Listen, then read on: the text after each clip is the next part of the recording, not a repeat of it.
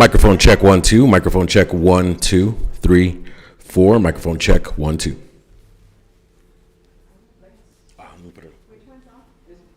The TV's off or the? That was it, like 8:56, that's yeah. at 8:55, that one says 9:08. Yeah, that was a sign away. These two say 56. Those two said, right, this was the one that, seemed to be following. It's Monday, I guess, for this one. I know, it's a little bit. What's up, Josh? Hi, good morning. Can I come up there and ask you a question? I can go over there as well. Okay.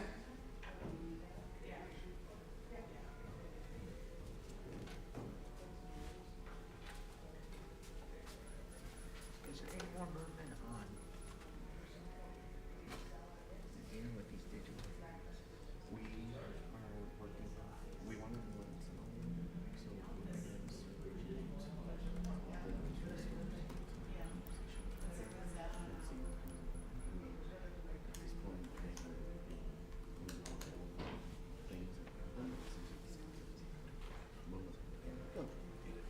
Probably does. He just prints them out, sticks them up. Yeah. Good morning. How you doing? Good. They're already doing that. Hey, Russell.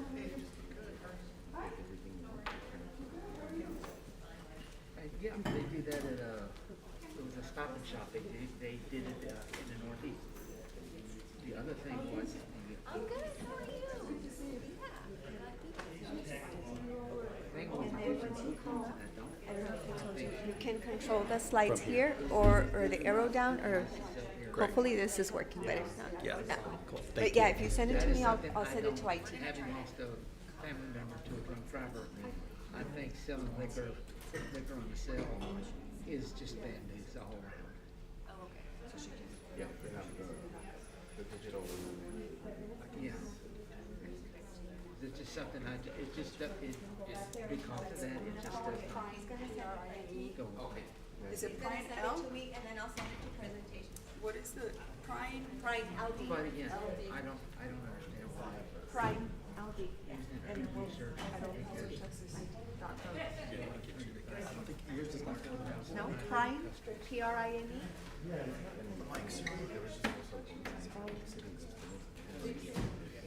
Oh, they're going to be, let me check. When it goes for something, if you want to drive customers away, this is what you do. Okay, let me let They'll them. go somewhere else. Thank you, Russ. They'll go get Sam's Club membership, and they'll go to Sam's. And now you just lost everything. Because every now and then Sam's puts the membership on for that price. Yeah. And you'll save at least that much on one. You said it was item one? Grocery store. For item one? Because they said that they didn't get into Going with it. that one. Wait. Okay. You only got, I don't have it right in here. That's great.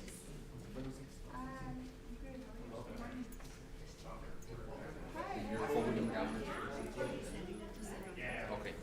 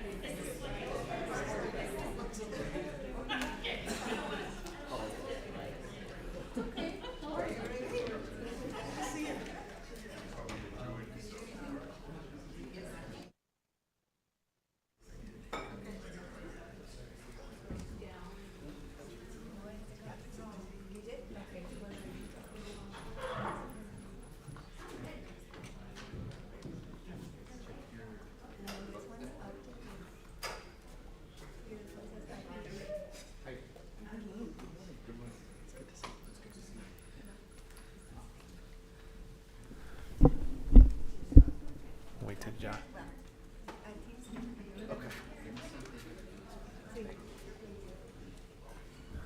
Ms. Bryan, are you ready?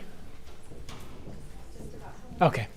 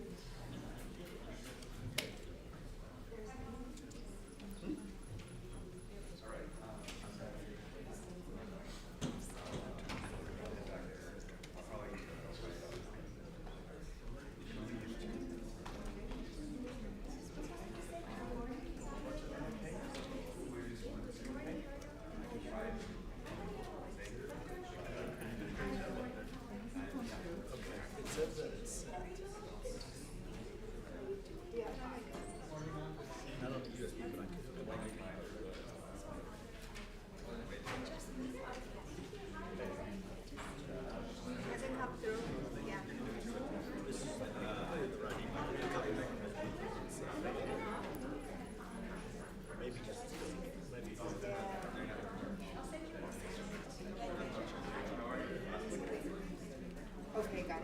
You got it? You got it. Good, thank you. Okay, got it.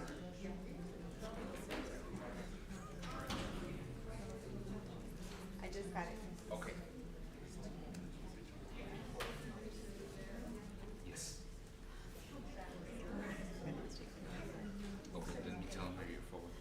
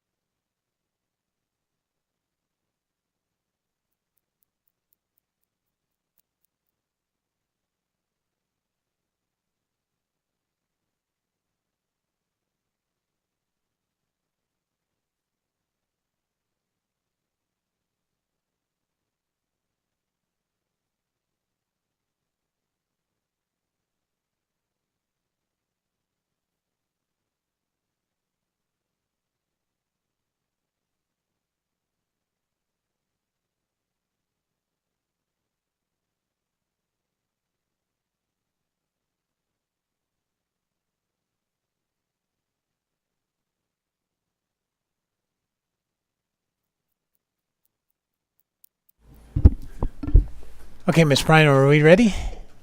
Yes, Mayor. Okay. Well, good morning, everyone. We're going to call our work session to order. Ms. Bryan?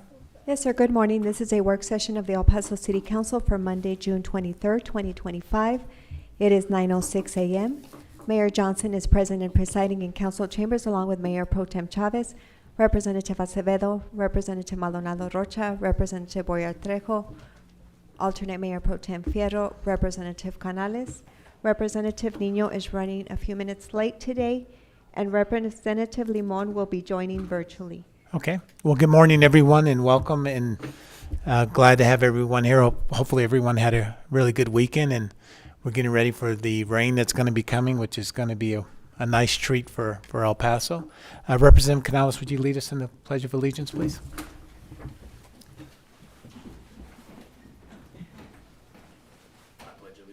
To the flag of the United States of America and to the republic for which it stands, one nation, under God, indivisible, with liberty and justice for all. Okay, Ms. Bryan, agenda item number 1. Yes, sir. Item number 1 is presentation, discussion, and action by Weaver and Tittle LLP on City of El Paso's internal audit current state, maturity, and needs assessment. Okay.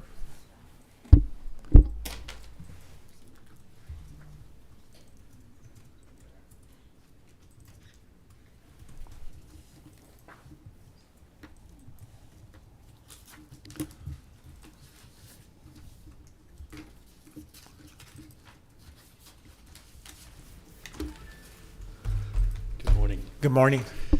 Sorry, we're just working on one technical item, and then we will get with you real quick. No worries.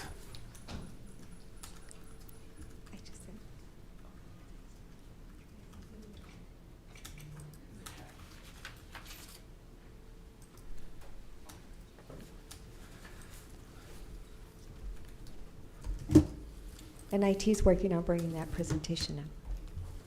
We apologize for the delay. There were some updates made from the FOAC meeting based on some additional feedback that was obtained last week. And so been working diligently to make those updates and want to make sure that they get put on here so we can go over those with y'all. So I apologize for the. No worries.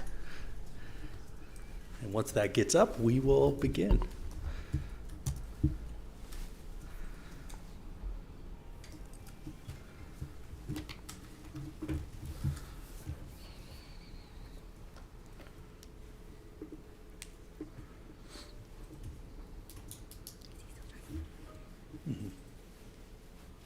Okay, great. Thank you.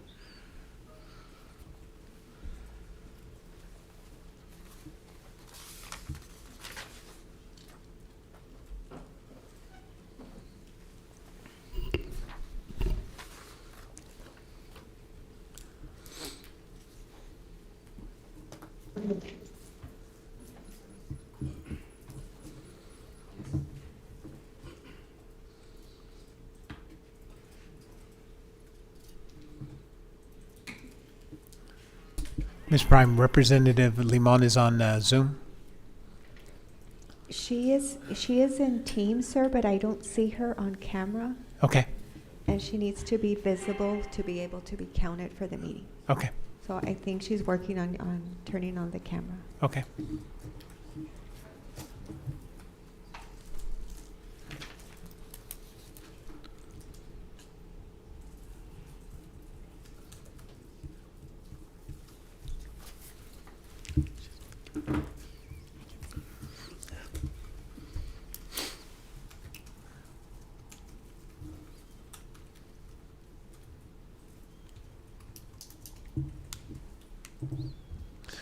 Do we know how much longer this is going to be? Maybe go to item number 2 if this is going to take. IT said they're working on it, sir. It's Okay. just a large file, so it's taking a minute to come through. Okay.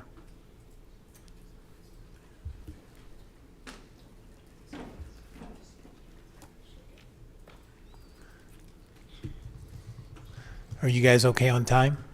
Yes, sir. If we moved you to the next agenda We item? can do that. Okay. Yeah, You thank want to do that? Yeah, now? let's take item number 2. Okay. yes. Apologize for the No worries. delay. Thank you. We'll get it loaded up Okay. for you. Item number 2 is a presentation and update on behalf of the Humanitarian Engagement Action Response Team.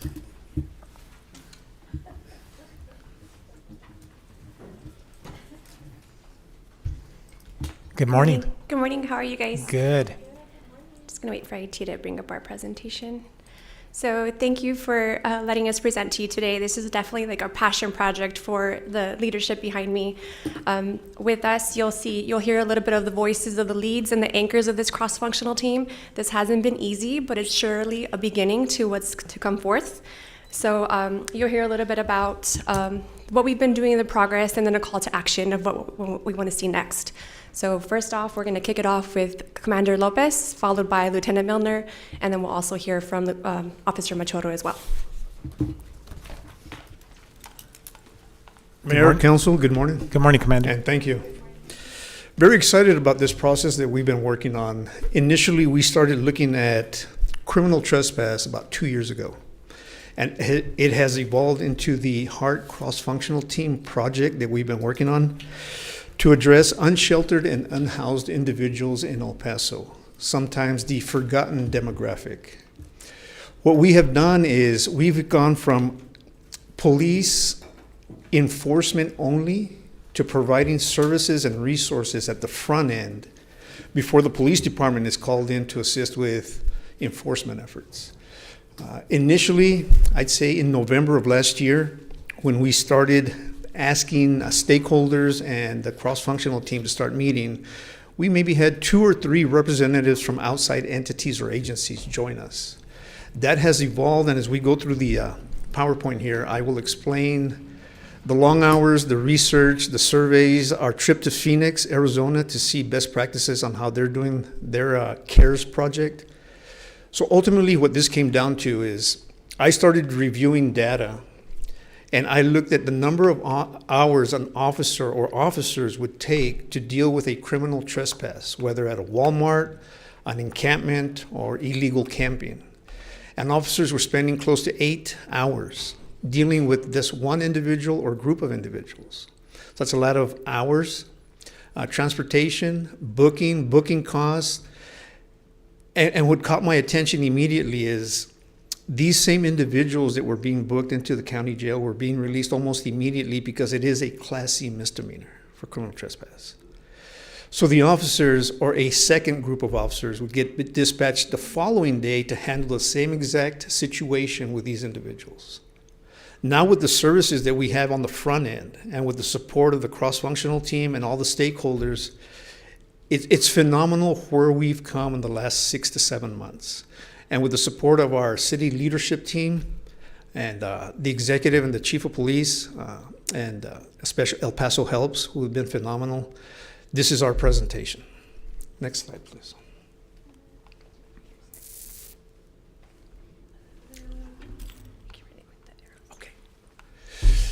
Agencies United, this is where we are as of today with city departments and outside health and social services and nonprofits, which are a big player in this process. Initially, like I mentioned, we had 2 or 3 people showing up to our meetings.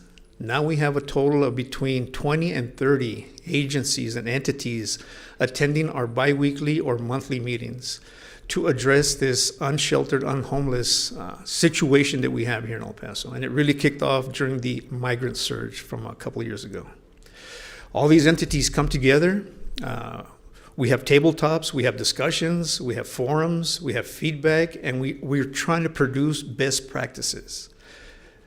Initially, we took the lead as the El Paso Police Department because it was our initiative, but we passed that baton on to El Paso Helps. We realized immediately that we should be at the back end of this process when enforcement is absolutely necessary. At the front end should be the social services, the resources that these folks may need.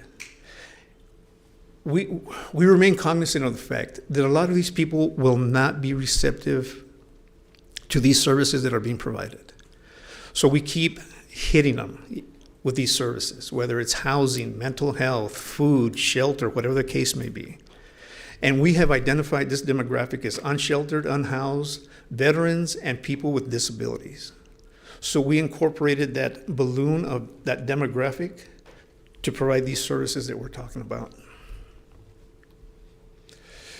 How we got here, again, looking at what the police department was spending with resources and this cycle of continued calls for service for criminal trespass, we came up with our HEARTS program. We did notice citywide a rise in encampments, illegal encampments on private property. So by having our support system go out on the front end and meeting and dealing with this individual or individuals and providing them with the resources and the services they may be requiring, we have a multi-agency collaboration. The fire department has been huge with this. The nonprofits, El Paso Helps has taken the lead. Again, as I mentioned, we were able to send a core group from the cross-functional team to Phoenix, Arizona to see their CARES model, to look at best practices. And we brought those ideas back here to El Paso. The big thing here, and we'll go into the numbers in a little bit, is the city support for a 24/7 response, coordination, resource matching, and intake challenges. Quick story, we had a veteran in a wheelchair on the west side who was requesting assistance. After making multiple phone calls to different agencies, this veteran was finally provided services 18 hours later. We have reduced the contact time to 20 minutes.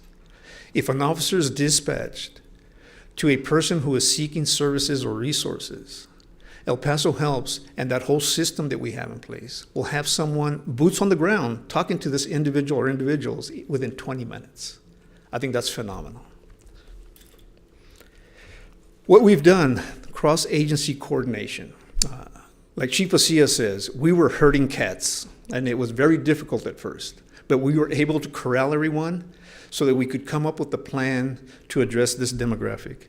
The humanitarian CFT, a cross-functional team, launched in November of 2024. We have a pilot program on the west side that has been very successful. And what we want to do is implement this process citywide, department-wide. And we look in the future to possibly incorporating this process with the El Paso County Sheriff's Office so that we can address county issues. We activated El Paso Helps as a 24/7 response team outreach, which has been very positive. El Paso Helps responds within 20 minutes now, instead of the 14, 16, or 18 hours that I mentioned earlier. A streamlined outreach with one call intake model versus multiple phone calls to multiple agencies. Now an officer gets to the scene, he's got one number, he reaches out, that phone is answered, and services or boots on the ground within 20 minutes. Early wins or quick wins. Housing outcomes steadily increased. 40 were placed in April and May meetings. We activated a welcome center in the central area of the city, and that's for intake and stabilization, and it's identified as our 24/7 drop-off location for our officers. The Opportunity Center has been huge in our efforts with this initiative. They are in the process of adding 125 beds. They're expanding medical access through Fire Mobile Integrated Health. Again, the fire department has been phenomenal with this process. And the fire department MIH team is stationed for medical triage at this drop-off center. And then I'll pass this on, please. No, it's fine. All right, so like Commander was saying, we've launched the Welcome Center as our stabilization site, right? This means that if an officer is on duty, for example, at 2, 3 a.m., Denise, the Welcome Center is going to be... Introduce yourself. Oh, sorry and your about role. that. Excuse me, Denise Sepulveda with the Community Driven Innovation Office. So coming back to the Welcome Center being our number one support, right? So if an officer is out at 2, 3 in the morning, a call is made to an individual that needs assistance, we automatically call El Paso Helps through the pipeline. They're able to show up there within 20 minutes and be able to provide resources for this individual. And then what that helps us do is that puts our officer back in service. Me mandas el email y luego Excuse me, if you're in Teams, please make sure your microphones are muted. Thank you. So this helps an officer go back into duty, right? And then the individual is provided services, and they can go back to the Welcome Center to provide housing at that time.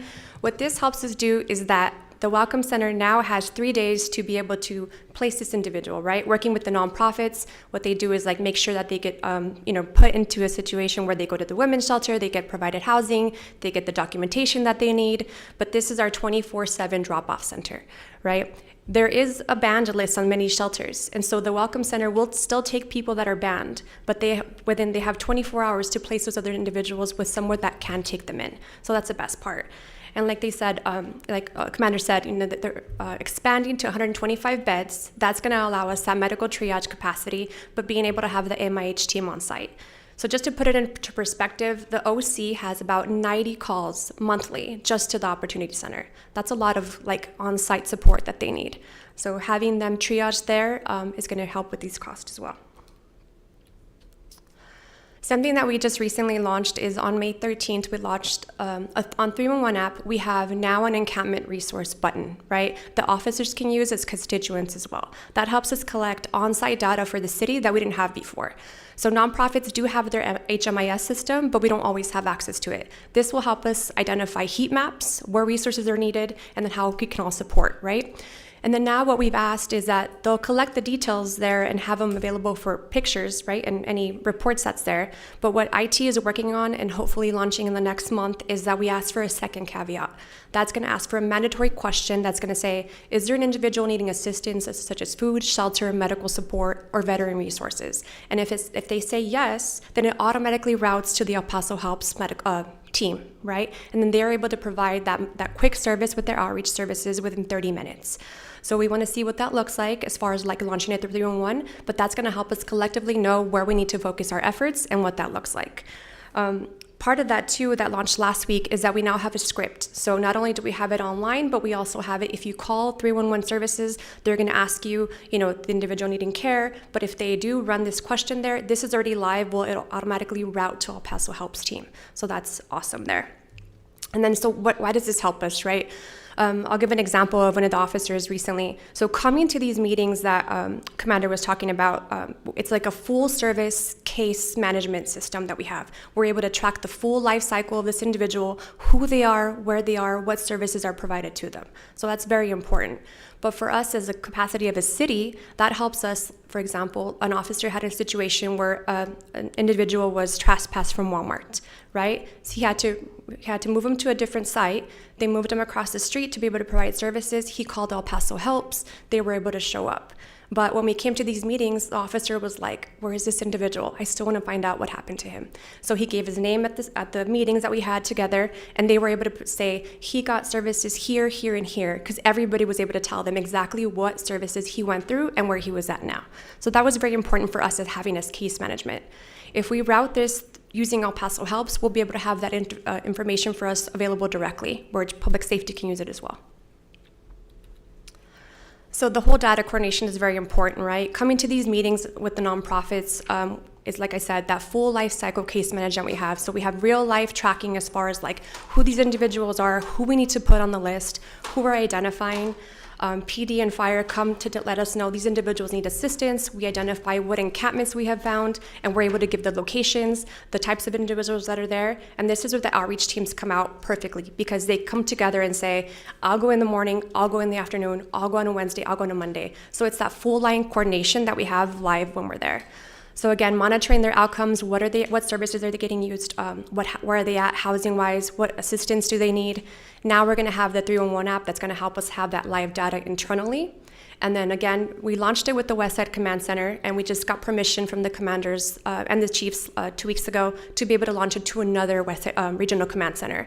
We're looking at either Northeast or Central, depending on the capacity, to be able to make sure that we extend the pilot there and see what that looks like. And the team is also exploring a GIS and SharePoint tool that will help PD be able to identify some of these centers to be able to use that information for our nonprofits and be able to coordinate as well. As far as the pilot itself and the community impact that we've had, since the pilot started, there's the Westside Regional Command's Community Center, Community Services Department is a mighty team of 4. Right? So you'll see that we've had about 30 plus cases, and this is data through May. I think last week we identified another 12 individuals, so it's definitely growing. But through May, we had 30 plus cases where an officer was on site and actually initiated a call to El Paso Helps. From that, we estimate about 60 individuals that have been housed, right, and placed into a service. And then having that rapid response prior to the pilot, it was over 18 hours to get response time or assistance for an individual. And this is where, coming to these meetings, we understood that the nonprofits have to say, we know you can't do it all. How do we say, tag you're it, and we can go ahead and pass the baton to somebody else. So using this umbrella of El Paso Helps now helps us do that reduction of cost of downtime for the outreach time. So they respond within 20 minutes, improving that officer wait time, and they can go back to service, but then having a centralized system for the city of El Paso that we didn't have before. And then a little bit of cost avoidance for you. So last year alone, the Opportunity Center had over 600 medical calls made, right? Out of those 600 calls, 250 of them went to UMC. So now, awesome, UMC came to the table and we asked UMC, how much does a regular ER visit cost? And they said $5,000, right? We asked the team, how much is a transportation route to get them to, an ER transportation? They said $2,000.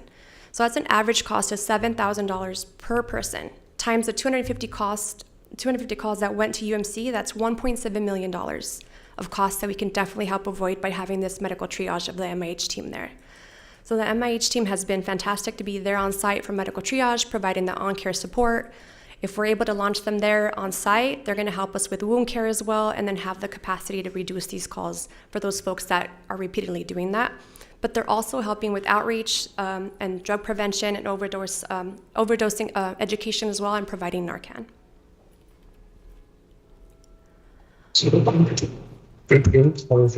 Excuse me, there's a live mic again. Please make sure you're muted if you're in Teams to reduce any disturbance. So a little bit of the impact and the outreach, right? A little bit before and after, so you can kind of have a visual. So before we started meeting with these individuals, with these nonprofits, you could see the pilot, they were housing about 1 to 4 individuals. That's only because the partners are working siloed. They weren't talking to each other. So coming to these meetings led by these nonprofits really helped anchor, like coming together, having that full capacity of case management. Now, after the pilot, since we launched it, you're seeing about 7 to 20 individuals being housed or placed or getting services every single meeting. That's bi-weekly. So 7 to 20 bi-weekly. That's awesome. And then, before I was routed to multiple agencies. So I can tell you that when we did a lot of the outreach, we had to go be and talking to these folks and individuals. Some of them had a little paper that had like 12 to 14 numbers, very small print. Some of those numbers were outdated, and some of them were, I don't even know what to read, right? They couldn't even read the contact on there. So through the El Paso Helps coordination, we are able to launch one single card that has one QR code, one phone number. And then we'll give you a little bit of an example of these backpacks that we're also launching with them.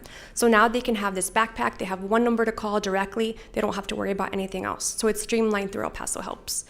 And then prior to that, we had delayed handoffs, right, from officer to agency to figuring out where this individual was gonna go. Now the response team is able to be showing up, and then they're able to provide response resources depending on what type of help this individual needs. And then the agency coordination, again, everybody working in silos, right? We weren't talking to each other, and now everybody comes to these meetings, and it's important to have the one shared mission and all the same goals. So that's the conversation that's been happening bi-weekly at these meetings. The medical intervention, again, going back into frequent ER trips for these individuals. With the MAH team, now they're working on hospital coordinated discharge plan. So UMC has come to the table. We also have Adult Protective Services come to the table as well. So that'll help us with these individuals, for example, that can't provide self-care, have to take medication, or like they say, can they get up from the floor and up? And they don't have that capacity, so Adult Protective Services can help out as well. And so they're working on that plan. And then being able to have that real-time shared data log. So using 311 consistently, and then these meetings that we're having to have that case-by-case management as far as that.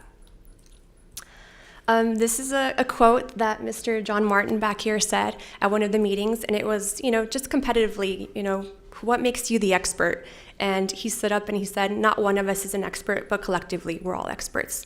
So you've heard of it takes a village. This time it takes a city. It takes all of us coming together, right? Putting our egos down and making sure that we provide and lead with resources first. And then I'll turn it over to Lieutenant, and she'll ask you a little something of what we have coming up next.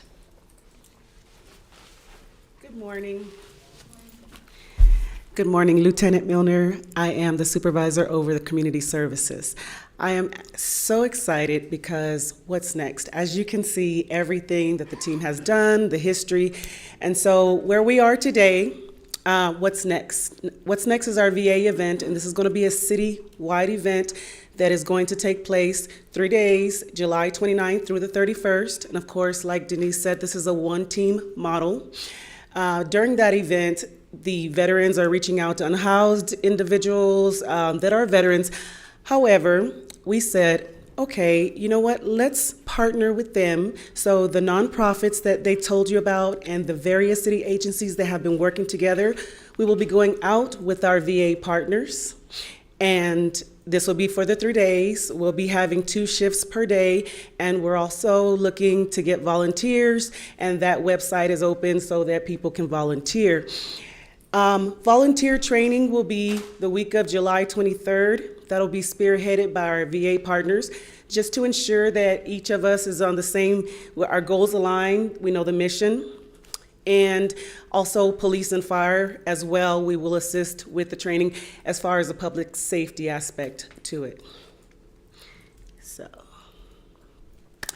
So those individuals that are not veterans, this is what is going to be part of the activation plan. On-site support from UMC, Aliviani, and Project Amistad mobile units. If they do accept resources, then we can transport them to the Welcome Center that Denise told you about. So what's near and dear to my heart is those demographics that are especially hard to house is individuals with pets, individuals with companions, pet companions, so to speak. Well, we are partnering also with animal control with our animal control partners. And they're providing, as you can see, on-site pet accommodations, crates, food, vaccinations. Usually that's a deal breaker for individuals who have animals. So that right there, you know, it's definitely something that is going to help us to reach out to them. Okay. Now, we do know that not everyone is going to be ready to accept resources or anything long-term, but we don't want to forget about them. So through our pilot program with the Westside Regional Command, Amistad, through a grant, has provided us these care packages. And the care package, it contains various food items, various personal hygiene items, and most of all, what's important is Amistad has provided this it's a covered envelope, and inside is a updated directory of any number that they can potentially need, from mental health all the way to housing or anything like that. So we're really excited about this, and so once the officers, first responders actually go onto the street and they see an individual who's in need, not willing to be transported, then we collect basic information. What is your name? And then we write down the location where we found you. That way, we know the area that you frequent and we can follow up with you. So we're really excited. This project is gaining momentum. It is going to be a 3-day citywide event. It's going to be a lot of work, but it is so worth it. And so I'll bring in my partner, Officer Machoro. He'll tell you a little bit about the logistics of the 3-day event and what that looks like.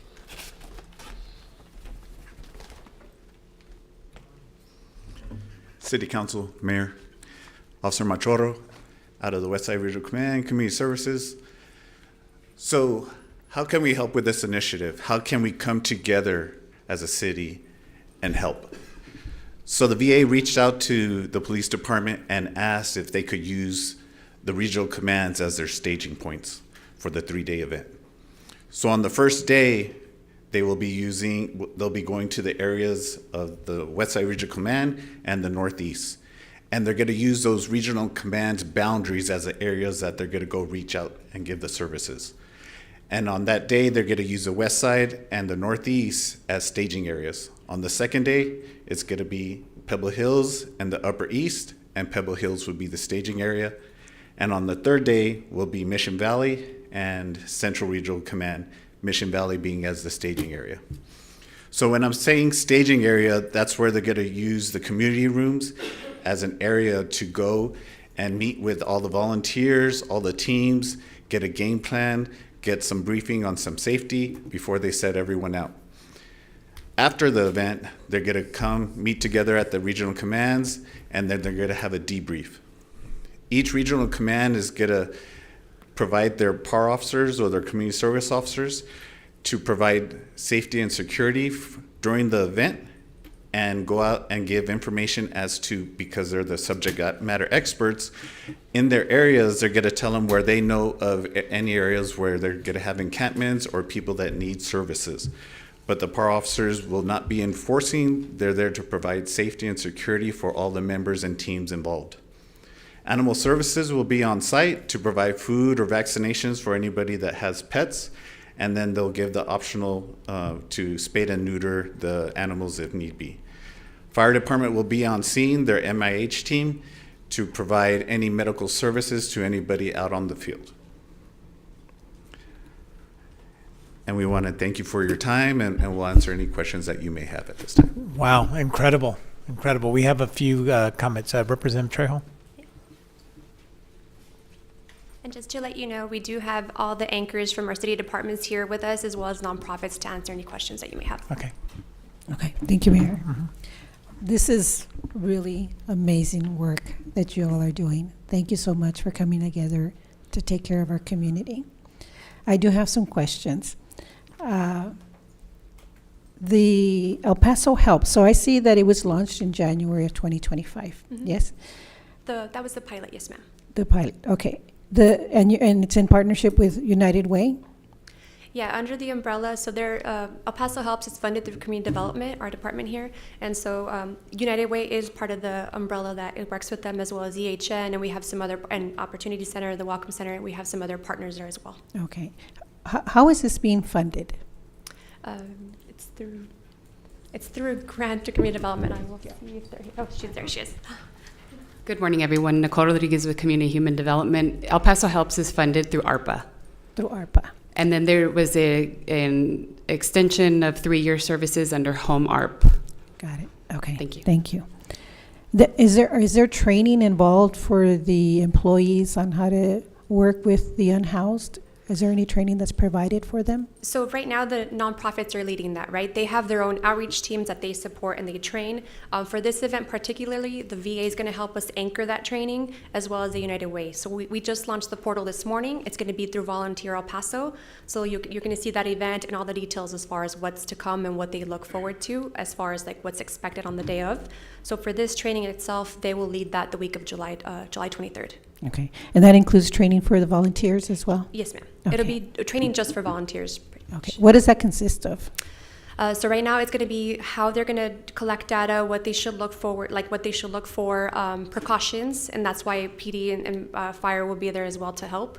But pretty much it's like how to approach an individual, and I'll make sure to provide the logistics of the regional commands, the United Way website for you guys, and then all the details to you as soon as we have them. Okay. Let's see. And you said there's 4 employees in the program? For the West Side Regional Command, Wow. they're right here. There's 4 mighty teams over there. Wonderful, wonderful.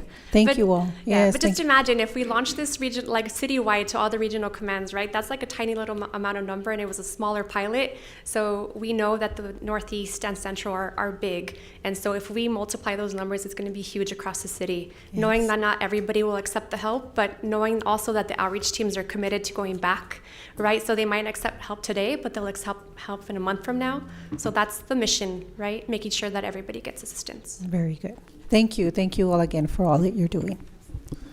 And Representative Limon, I see you on the teams, and I will definitely call you, okay? Representative Chavez. Thank you, Mayor. Well, I think this is outstanding. I congratulate you for your efforts. I have encountered several circumstances where my constituents have reached out to me, specifically for District 1, in terms of dealing with people that have been unhoused. Maybe they've set up some encampments in and around District 1, and so I know that this is something that many people are concerned about, not only for the safety of the people that are unhoused. Many times they do need specific help, like you mentioned, medical needs, mental health needs, all of that. I've also seen, and I mentioned it briefly to Representative Canales over the weekend, many people that are walking around with shopping carts and several dogs in those shopping carts. And of course, we thank them for keeping those pets close to them, because there is a need in our community for adoption and fostering. But, how can we help them care for those pets adequately, I think is also something that is a concern of mine. So I'm glad that you brought that up, and that there is going to be something that's going to be proactively done so that we can support them better. How many volunteers are you looking for that July 23rd date, or July 29th, sorry? Let's see. I'm going to bring John up, right? And we have, I don't know if Kristen's here from the AVA as well, but we'll get him up here. Thank you. Good morning. Good morning. My name's John Martin. I'm with the Opportunity Center for the Homeless, and the direct answer to your question is going to rely a lot on the heat maps that we are putting together, which is in conjunction with the different regional commands and the police department. Right now, we're anticipating that we will probably need 5 to 10 teams per day. And so if you do the math, that's between 20 and 40 volunteers per day per shift as we work through that. I don't know if you need me to expand on that question. Well, 20 to 40, is it going to be for specific areas of the city or citywide? Again, as it was mentioned previously, we are going to do this over a 3-day period, and we're doing 2 of the geographic areas that are defined by the regional commands per day. Okay. Okay, and so it was done somewhat intentionally because we know areas such as the Northeast, which do have a heavier concentration of individuals, such as the Central Regional Command. Whereas when we look at those on the Far East side, we don't anticipate seeing those numbers, but we want to be prepared for it either way. Okay. I mean, I have someone specifically in mind already that could maybe spearhead that. And we met along with Representative Acevedo. So she's a constituent of District 1, has a business in District 2. And so that's why we both met with her, and that this is something that she wanted to do. She wanted to form a task force in the community to spearhead this. So now I think if she, is introduced to you, then this would be the perfect fit. Be more than happy to have a conversation with her. And unless there's any other questions, I would like to encourage each of you to join us on one of those days, the 29th, the 30th, and the 31st as a volunteer, so that you can get to know the constituents within your areas as well. Any further questions for me? Not at this time. I just want to make sure that I vocalize my support, and I will be there, and I will contact you to see how else I can be of assistance that day. That'd be fun. I do want to mention something real quickly. I was looking at some data just before I came into the meeting so I could update you at this point. As was mentioned previously, we're seeing a larger number of encampments throughout the city of El Paso at this point. This actually caught me by surprise. For example, the last 6 years have not been normal if you look at COVID followed by the migrant influx. If you compare our numbers today just with the Opportunity Center for the Homeless, okay, so I'm excluding the other partners at this point. 2019, we served 1,499 individuals. 2024, that number is over 300% higher. We are now at 5,094 unique individuals. And we're on track to be able to meet that same goal, unfortunately, for 2025. Wow.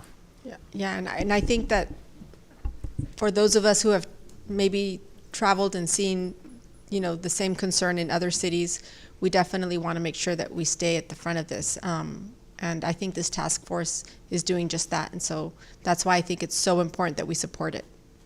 Thank you. I appreciate your efforts. Thank you. We're going to go to Representative Canales and then Representative Limon. Thank you, Mayor. John, because you were just up, I'll just start with you quickly. And no, it's not a question for you to answer. I don't have many opportunities to thank you publicly. So thank you for all the work you've been putting in, not just on this. This is an incredible effort, and I'll have other things to say about it as well. But just in District 8 generally, and the service for the entire city, I think, you are the first option for a lot of people and the only option for a lot of people. And so it makes a big difference what the Opportunity Center provides to our community. And I know you're always at the forefront of that. So thanks for that work. And then thank you to the rest of the team as well. I know this has been a huge undertaking. I was in some of the early meetings that I think ended up kind of coalescing into this. And to be honest, it's grown bigger and better than I imagined it would. And so it's so good to see all of the different partners who, again, over the years, like I've worked with separately on these issues, all now pulling in the same direction to provide these services together. It makes way more sense. You can contact somebody and have all of the information of everybody that they need all at the same time. I guess my biggest concern here is how quickly can we scale this up citywide? I know you talked about potential expansion of the pilot to one additional command center. Yeah, and I'll let the commander come in, but we did present barely 2 weeks ago to the commanders and the chiefs. We wanted to make sure that they were on point with this and they had any concerns. And so they did address some things that we have to include into the pilot, which we're already doing that now. And just getting the approval to launch it with Central or Northeast is within the next month, so that we can get that going. And again, it's a whole different cycle of training, right? Not leading with enforcement, but leading with resources. I know Central is a big concern for a lot of the neighborhoods there, but being able to provide resources right away and, shifting that approach with the teams that are out there, as well as all the nonprofits to shift some of their efforts, we can get that done within the next month, hopefully.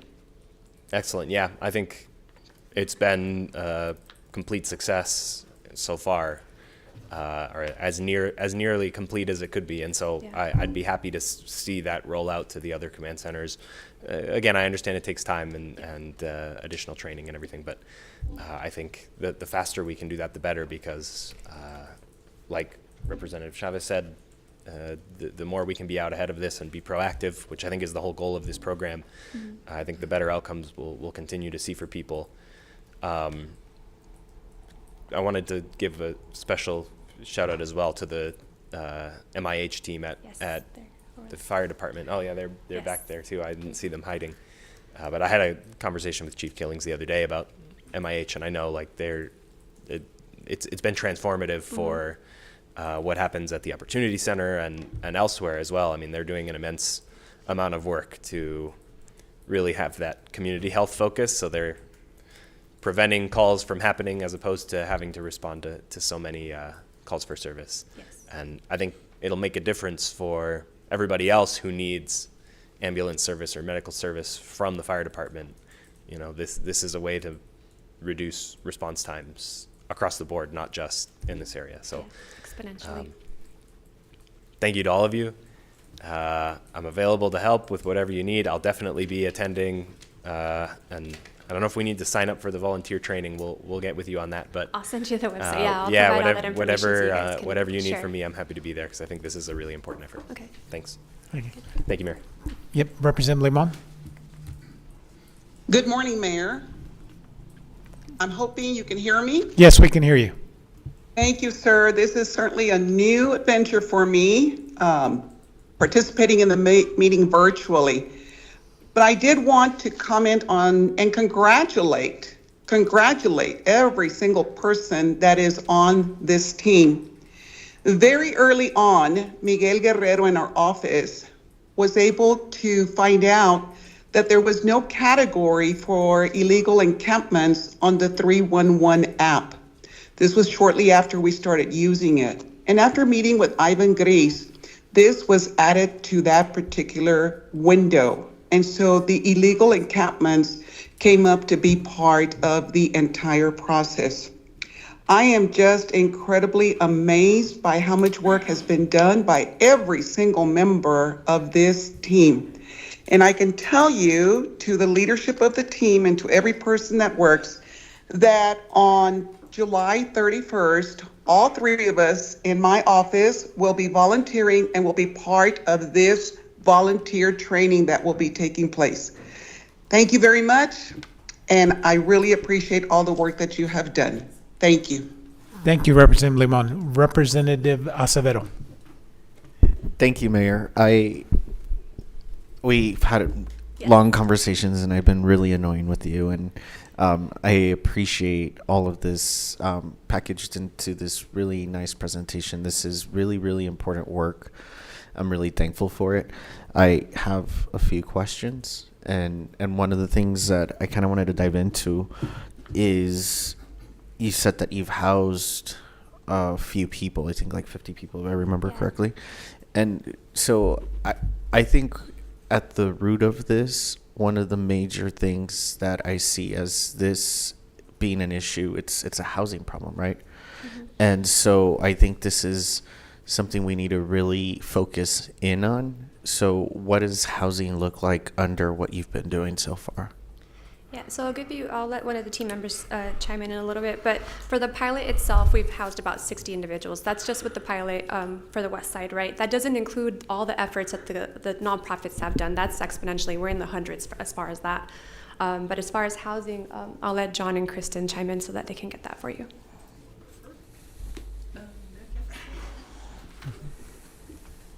Hi there. Good morning. Good morning. Good morning. My name is Kristen Mitchell. So I'm the acting manager for the homeless programs for the VA here in El Paso.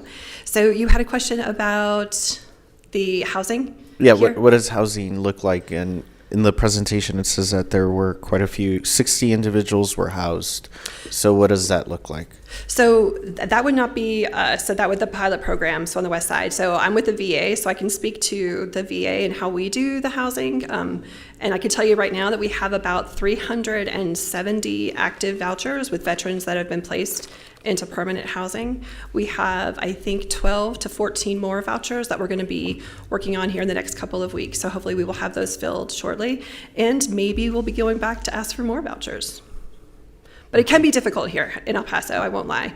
There are some veterans that we work with that can be very difficult, behavior-wise, or substance abuse, things like that, that make it challenging trying to get them into permanent housing and to get them more stable. So I think that our veteran population is just kind of representative of the population at large.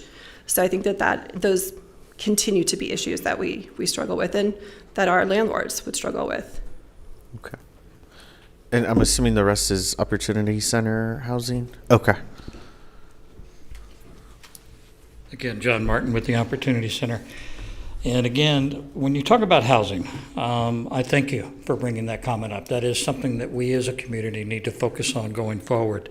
And it's also one of the central tenets of the El Paso Helps Initiative, which, by the way, was created back in August of 2022.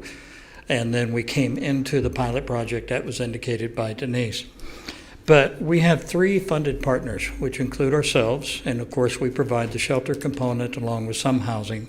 United Way of El Paso County was questioned earlier, and you need to recognize the value of the work that they're doing because they're doing homeless prevention.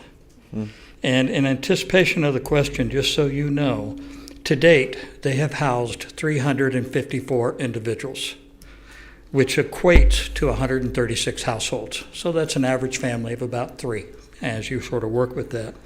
Amistad has provided access to shelter for 255 households, and they've also provided housing for 223 households. Now, it was mentioned in the presentation, and I don't mean to correct Denise, the 125 beds that we're adding, the number is actually 165. But more importantly, of those 165 beds, 64 are permanent beds. So we need to continue to look at that housing stock. It needs to be affordable because we're working with individuals that are aging and they have a very limited income. I don't know if you have any further questions.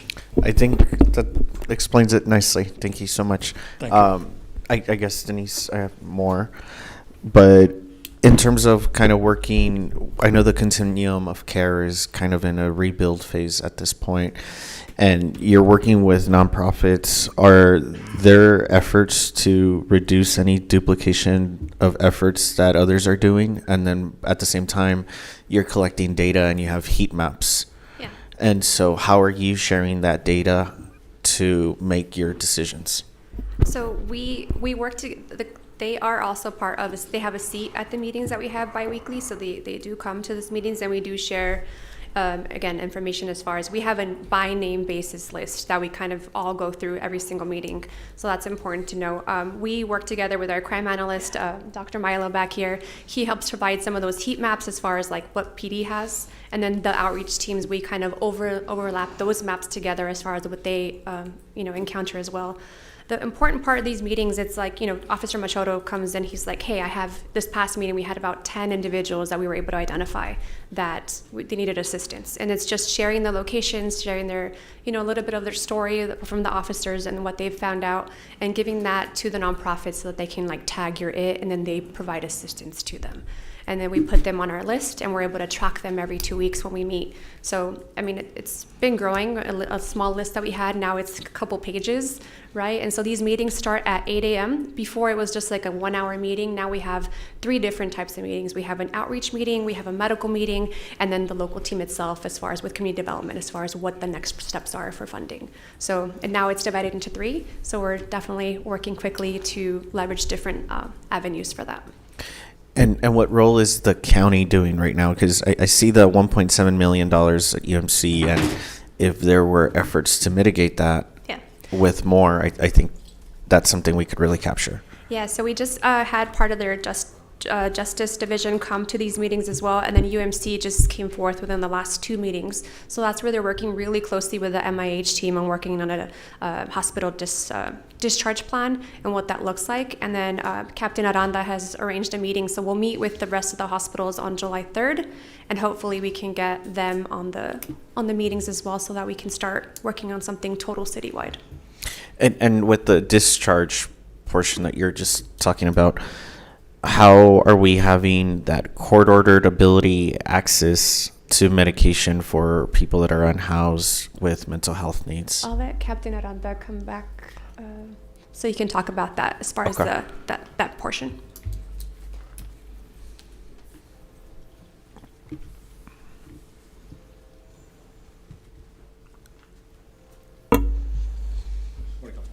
Good morning. Morning, Captain Aranda. I oversee the MIH program for the El Paso Fire Department. And I'm sorry, can you repeat the question? With we were talking about the hospital discharge, and I kind of wanted to further that if there's court-ordered ability / access to medication for people that are unhoused and have mental health needs, how are we addressing that?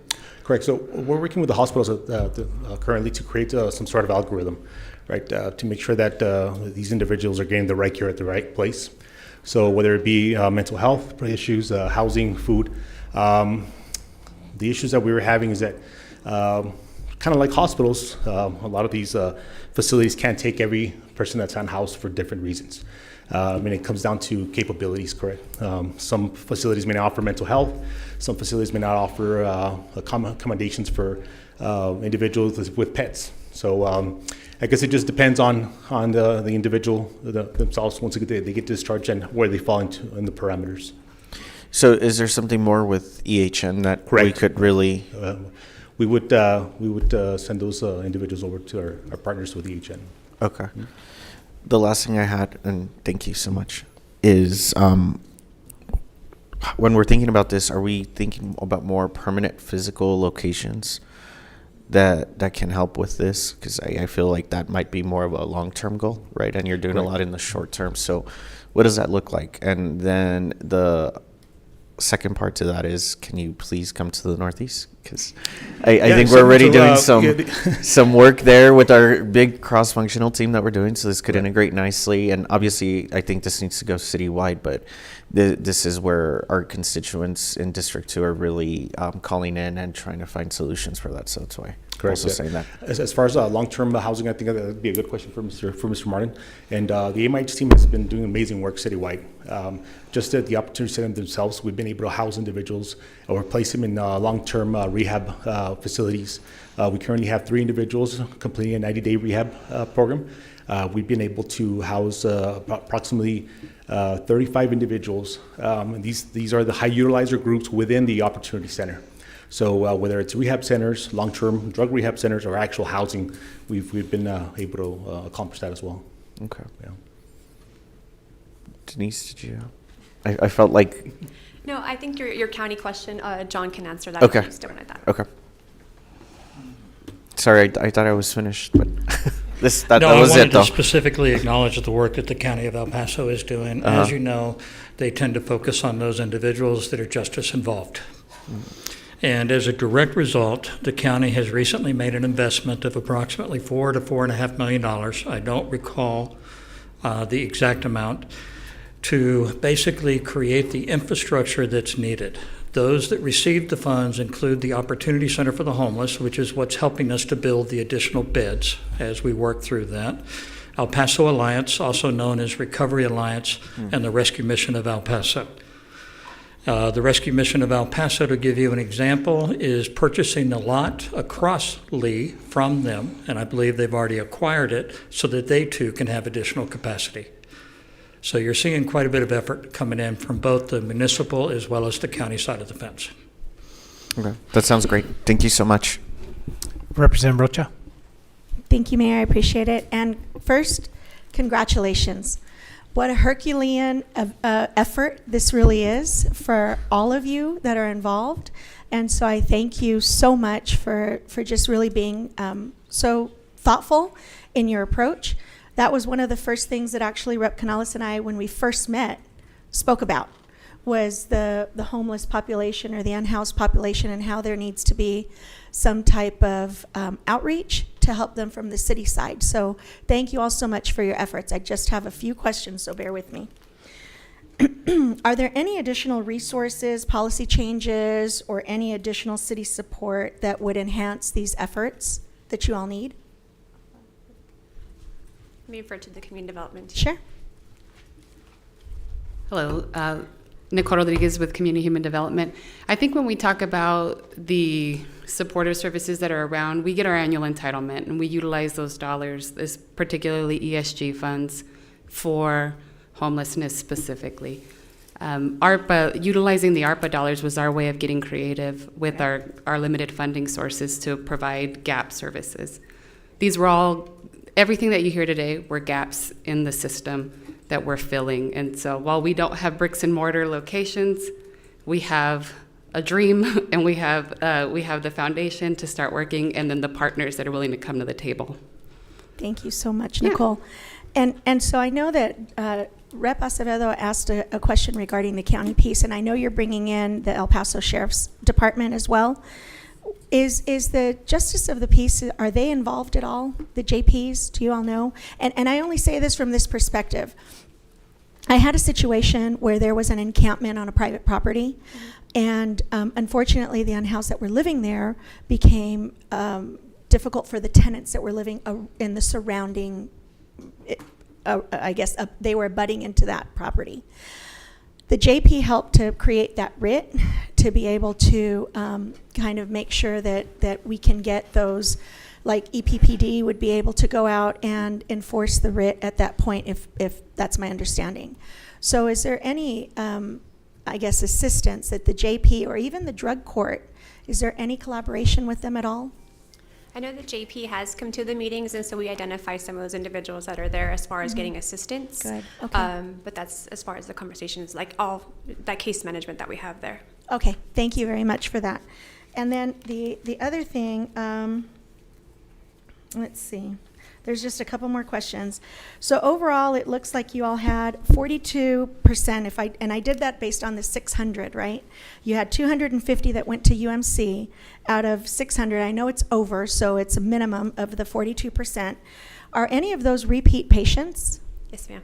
There are? Yeah. Do you have a number as to what those 250 are? I'll ask Captain Aranda, but the MIH team is really proactive as far as like identifying those frequent callers, what they need assistance with, what type of services that they need, and really zoning in on how to help them there at the Opportunity Center or even like where they're at. Okay. So the great part of the MIH team is that they go meet them where they're at. They go door to door to do a Narcan education and they go meet with overdose patients as well. So I don't know if you have an additional question for that. No, but they can answer I just wanted to know, basically, out of the 350 or the 250 that are getting helped, how many of those are repeat, right? Because that changes the number slightly, even though it's it's the same person that's calling several times, and so I'm concerned about those additional minimum 350 that are not getting the not necessarily the assistance. I know there's over 600, but I'm more concerned about how you're closing the gap on that, or is there a plan to close the gap on that? There is, and Okay. so I'll let Captain Aranda talk to that one. But we have Thank you. identified those folks. Thank you, Denise. I appreciate it. Captain Aranda, El Paso Fire MIH. So to answer your question, ma'am, we've year to date we've identified 35 35 individuals that meet the high utilizer group criteria. So these are individuals that have called 911 more than 4 times in a 1-year period, correct? Got it. And a lot of these individuals are not terminally ill. They obviously need medical services. So out of those 35 individuals, we've been able to house a total of 8. As I mentioned earlier, two of them are in a 90-day rehab program, and 19 of them are considered graduate. So that term graduate means that they're no longer calling 911 services. Thank you so requesting 911 much. I services. appreciate that. Thank you so much, sir. And then, is there follow-up to determine success long-term? So, you have some follow-up, you have this great program. It sounds like it's all in the short-term piece of it, and you have some that are housed permanently now. But is there something that's built in to measure that long-term success? I'll let John and the team chime in on that one, but I will say, Poor I will John. say these He's meetings back. are very important as far as Yeah. like we're tracking that full case management, right? Right. So even those individuals that have maybe even relapsed, right, Right. because they go back into drug use or something, all of that is being tracked during our list, right? We have that by name basis where are they at, you know, they got released from housing, they're back on the street. So putting them back on the list so we keep monitoring them is consistent during our meetings. So I think that's really important for the project. Thank you, Denise. I appreciate it. John Martin, one more time with the Opportunity Center. You have an excellent question. Thank you, sir. In all honesty, when you look at the shared goals of the different partners that are involved, and the list is actually quite extensive, one, housing, Yeah. and that is something that we do measure. Two, access to services. Okay. And three, increased income. Thank you. Now, increased income can be earned income through employment, or it could be benefits that they deserve and need to be registered through. But I would like to remind everybody that this initiative, the El Paso Helps Initiative, prior to the launch, was launched out of COVID. There were a few of us that stepped up because the social distancing requirement at that time cut our shelter capacity as a community in half. Right. We created the Delta Welcome Center, thus the Welcome Center. We just dropped the word Delta as we worked through that. And essentially what we created as a community was one front door to services. Whereas prior to that, it was no wrong door. And there were several advantages to that. One, we had engagement upon arrival, which is what we do today. Two, we can enhance and expedite engagement with our community providers. And three, we take a collaborative approach. We've gone through a very rough 5 to 6 years as a community. But the one blessing that I have seen that has come out of that past 5 to 6 years is the value of collaboration. Absolutely. And it is the one thing that I want to see move forward. Because as we indicated with our different partners, it doesn't matter who provides it as long as somebody provides it. And to answer the previous question, we don't need to duplicate services. We need to complement one another. Agreed. Thank you, sir. I appreciate that. So then go right ahead. I just wanted to update you on the police department side when it Yes, comes sir. to the success of this program. Yes, sir. Yes, we are going to monitor it. Great. I'd like to thank my senior crime analyst, Dr. Milo Villarreal.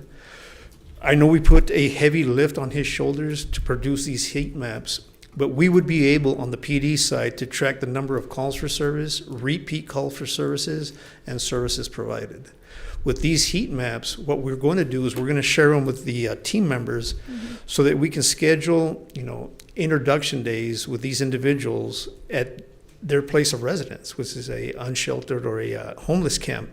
So we would be on the police side, be able to track how successful this program is. And once we launch it citywide, department-wide, yes, I think the numbers are going to be phenomenal. So we will be able to produce those numbers for you. It'll be Thank data-driven. you. That's music to my ears. Thank you so much. So then just one final thing, actually two final things. Is it the unhoused person that can call in, or is it a community member that can call in for a concern? It's both? Both. So Okay, that's the wonderful. really cool part of it, right? So we Thank have you. that one dedicated number through the El Paso Helps, and then they have a QR code too. So a lot of them have cell phones, and then maybe they don't have a phone service, but they have Wi-Fi. So the Wi-Fi can access the QR code, which is really easy for them. And then again, a constituent can report it in through the app that we have launched now, and then the script is also available as of last Thursday. So if they call in and they identify any of those items that they're there, it gets routed to El Paso Helps. Wonderful. And then I'd love to see the mission on here, because I know it's so important to understand where you all are starting from, what your goal is. But is there a website that's going to be available, either on the city side or anywhere? Is there going to be anything visible to the community I know the outside of this? nonprofits are having conversations as far as building a strategic plan together and aligning a mission. So that is to come. That's part of the second part of the scope. So Okay. more to come. Wonderful. Thank you so much. I really appreciate it. I know there's probably a need for some type of, not only volunteers, but for donations. If you're going out there, I know that's one of the concerns that the unhoused have. I know the VA does a good job, and I'm sure there's other agencies that do it that I don't know about that provide pet food. when they go out and go to these camps. So if there's any type of donations or anything like that that are needed, I hope that you all will reach out to us to be able to reach out to our constituents until that website and everything that you need is built. Awesome. So thank you all so much. Wonderful job. Thank you, thank you. On that one, for those 3 days, just to reiterate, we will have our animal services on site for those folks that are there, and they'll be able to provide the medical vaccinations and food for them while they're at the Welcome Center. And then if, we don't want to displace them, the animals are their family, so we don't want to displace them from them, so the kennels will be there at the Welcome Center. And if they choose to get the option to spay or neuter, that's an option as well, at no charge. And I'd just like to mention that we do have the website elpasohelps.org, shameless plug. We can update the website to include this information that we discussed today in terms of volunteer opportunities. Thank you. Yeah, and congratulations, guys, on a very, very good pilot program and everything that you've done. And I mean, everything from the medical intervention to the contact time in 20 minutes is incredible. And I think, John was still in some of my notes here. It's good to see the collaborative work that we have as a community and what you guys are doing. And I think, our unsheltered, our unhoused, and our veterans, deserve this and more. So by you guys putting the time and putting this together, I'm going to make a prediction that other cities will be coming here to see this model and seeing how they can implement this in their cities, because this is truly, truly something special for El Paso. But you've got a lot of districts here that want it in their districts. So they're super excited to see it's working, at the west side. They're going to want it rolled out into the northeast.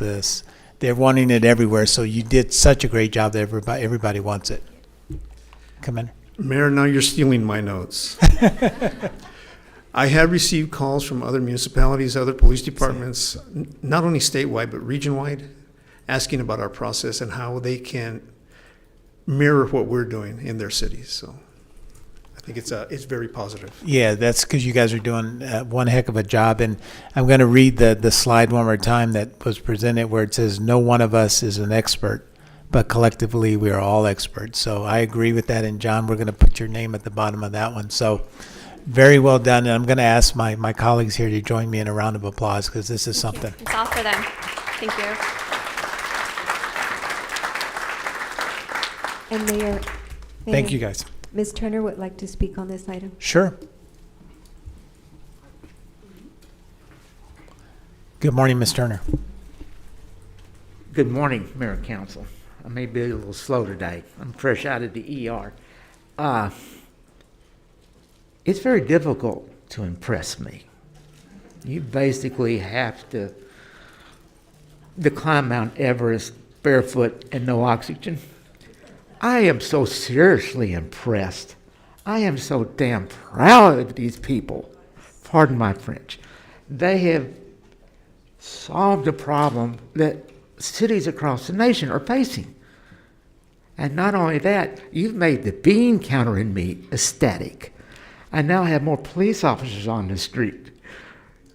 It's just, and you're taking care of treating people like people and not something that's disposable that you can throw away. So you seriously have impressed me. Folks, I'm so damn proud of you. Love it. Thank you, Mayor.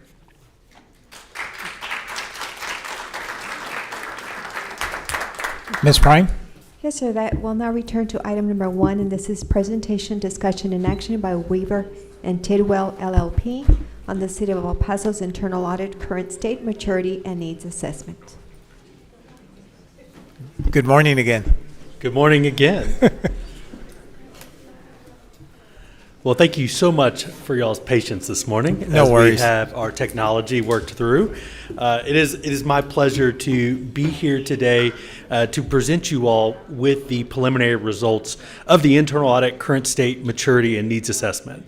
As you probably all know, that the initial results were presented last week to the FOAC, and we had some really great feedback, some additional next steps that we have worked on.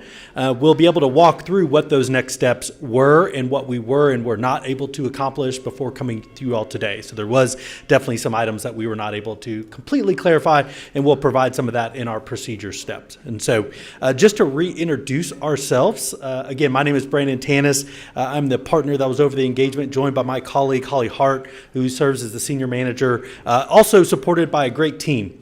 And what I want to say is our team is not just an advisory, consultative type team. We're also internal auditors. And so we work in this field. We perform very much the same type of processes and procedures that here at the City of El Paso's internal audit group. We're heavily involved as volunteers within the IAA and also ALGA and other similar associations. And so as we took this approach, it's not just what I would say is going to be a weaver's best practice. This is best practices that we see throughout the profession. And we take pride in that profession with being heavily involved in those associations.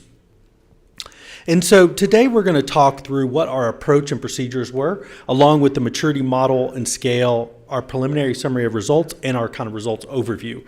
We will touch on the kind of high-level aspects of that. Again, there's appendices that have a lot of detail. And so it would take us many, many hours, much like we did at the FOAC, to walk through all that. We are here to answer questions, but definitely we will touch on the high notes.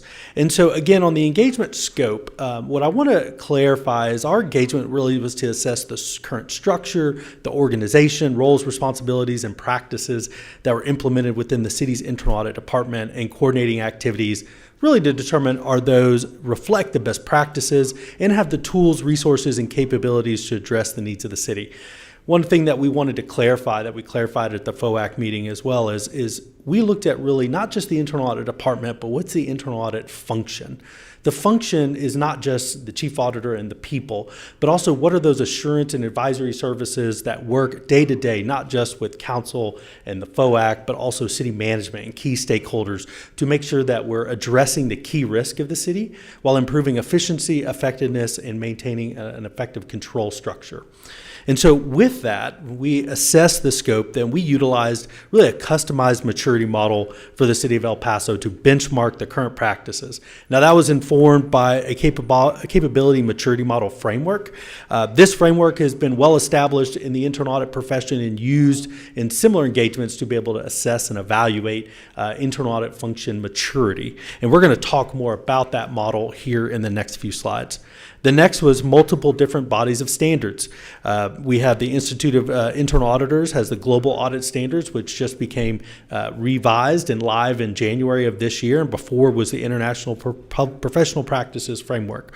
And then we have our Generally Accepted Government Auditing Standards, or GAGAS Yellow Book, that you may have heard. What is unique is the City of El Paso does their internal audit function, goes by both standards. Sometimes this is referred to an orange shop because they go by Red Book, which is the IA standards, and a Yellow Book from the GAGAS standards. So this is unique. Other cities also do this along with the state of Texas. Internal audit shops, they are all Orange Book as well and follow two sets of standards. And then we also use the COSO Integrated Risk Management Framework, which is a world-renowned framework for the management and controls.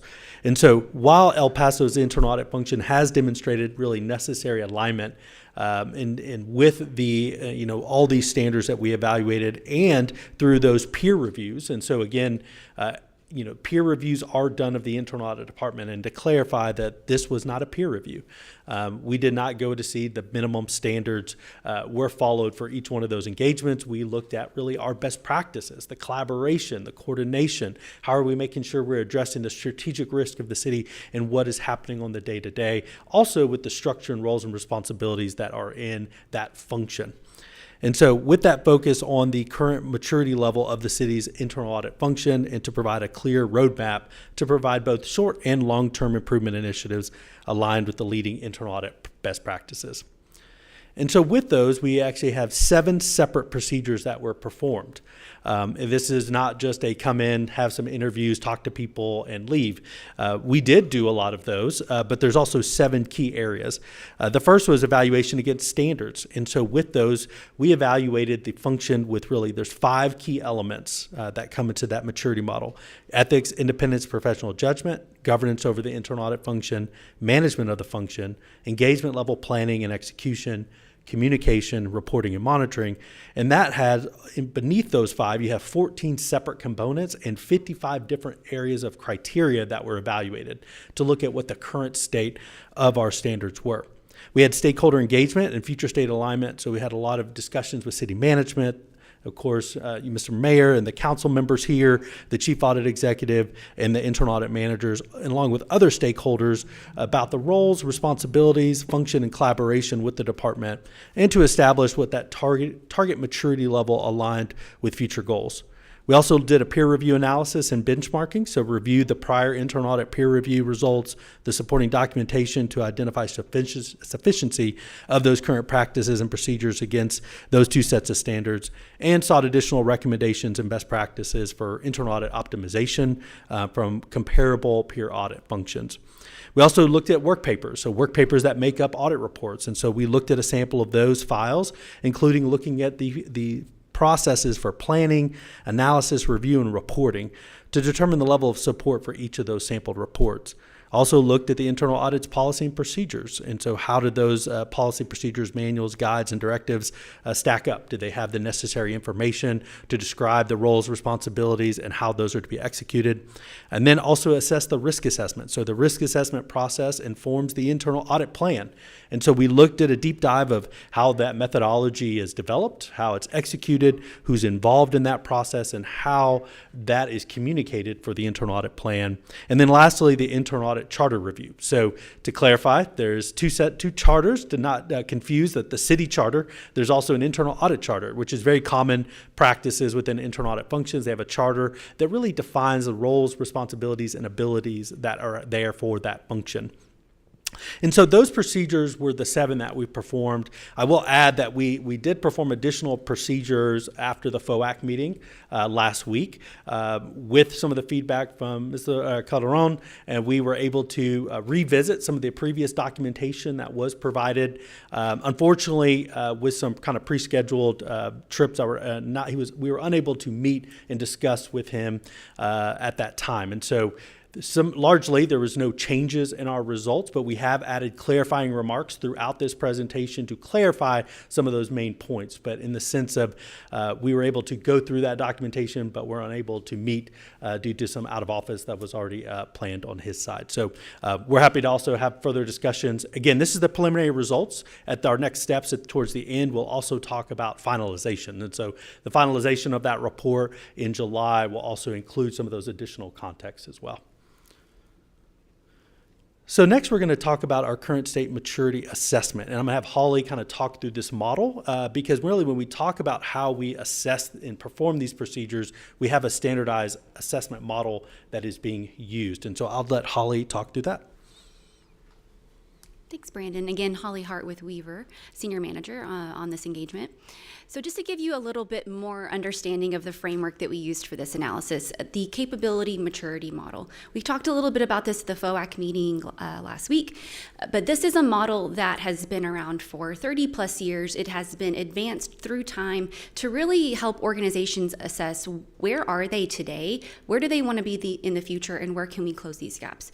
First used at the federal government level by the Department of Defense. It has been used across the globe to assist organizations with matters like this. And so these stages of maturity that we have on the screen here, everything from initial, repeatable, defined, managed to optimizing, these are maturity levels that, again, have been integrated within that model for a very long time. Over time, they've changed to really evolve with our environment, including, advancements in technology, just our evolving risk environment, and provides a structured way to take a lot of qualitative information, a lot of interviews, a lot of heavy, looking at evidence and documentation, and finds a way to quantify that so that we can objectively evaluate where we are today, and then hopefully summarize it back to you all so that you can understand where you are and where you are kind of headed in towards of progress for the short term and for the long term.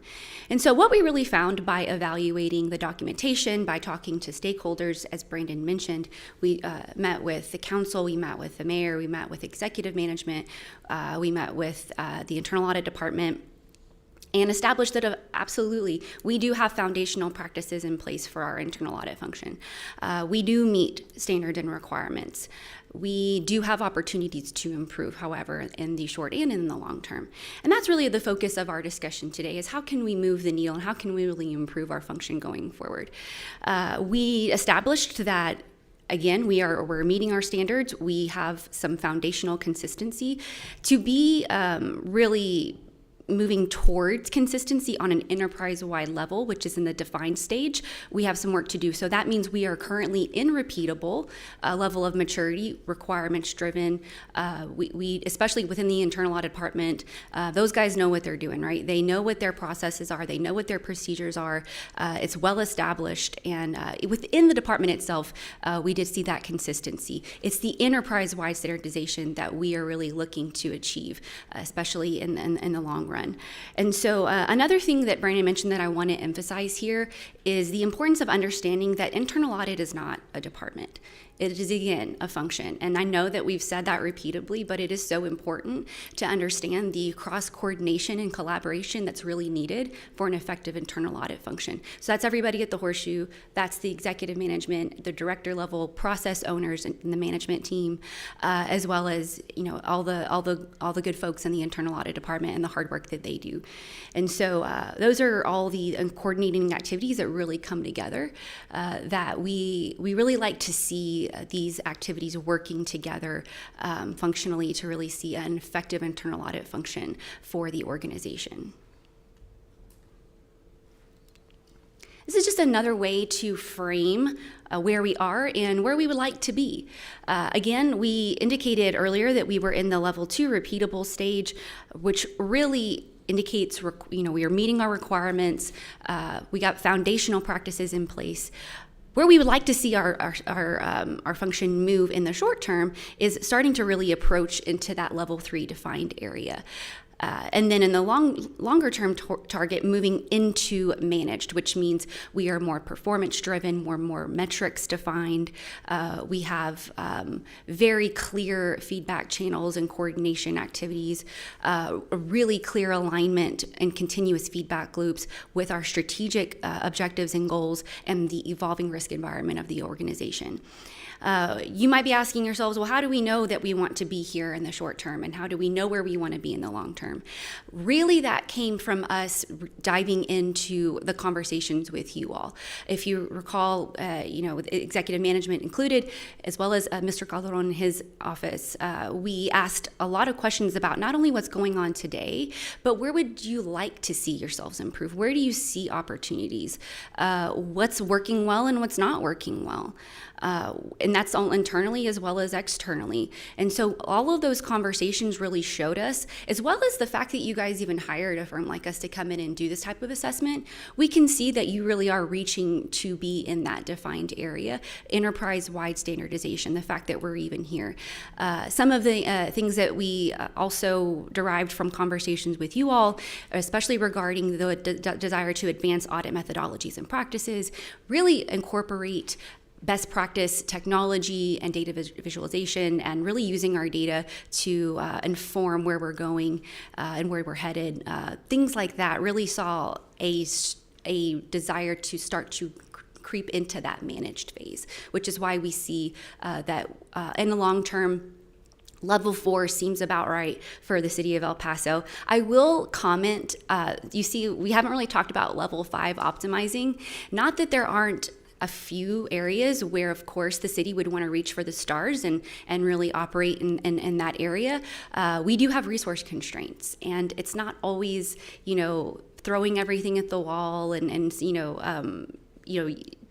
directing unnecessary resources if that's not really what today the need of the city is. And so there are very few organizations that really aspire to be at this level 5 optimizing across the board. Not to say that there's not some areas that the city of El Paso would want to reach towards that, really incorporating continuous feedback, continuous monitoring, and just more just natural feedback loops and consistency throughout the city, as well as with external stakeholders. And so we know that there's areas where we can reach for the stars there, but to be optimizing at every single 55 criteria elements that we looked at probably isn't where we really want to focus our time and our resources.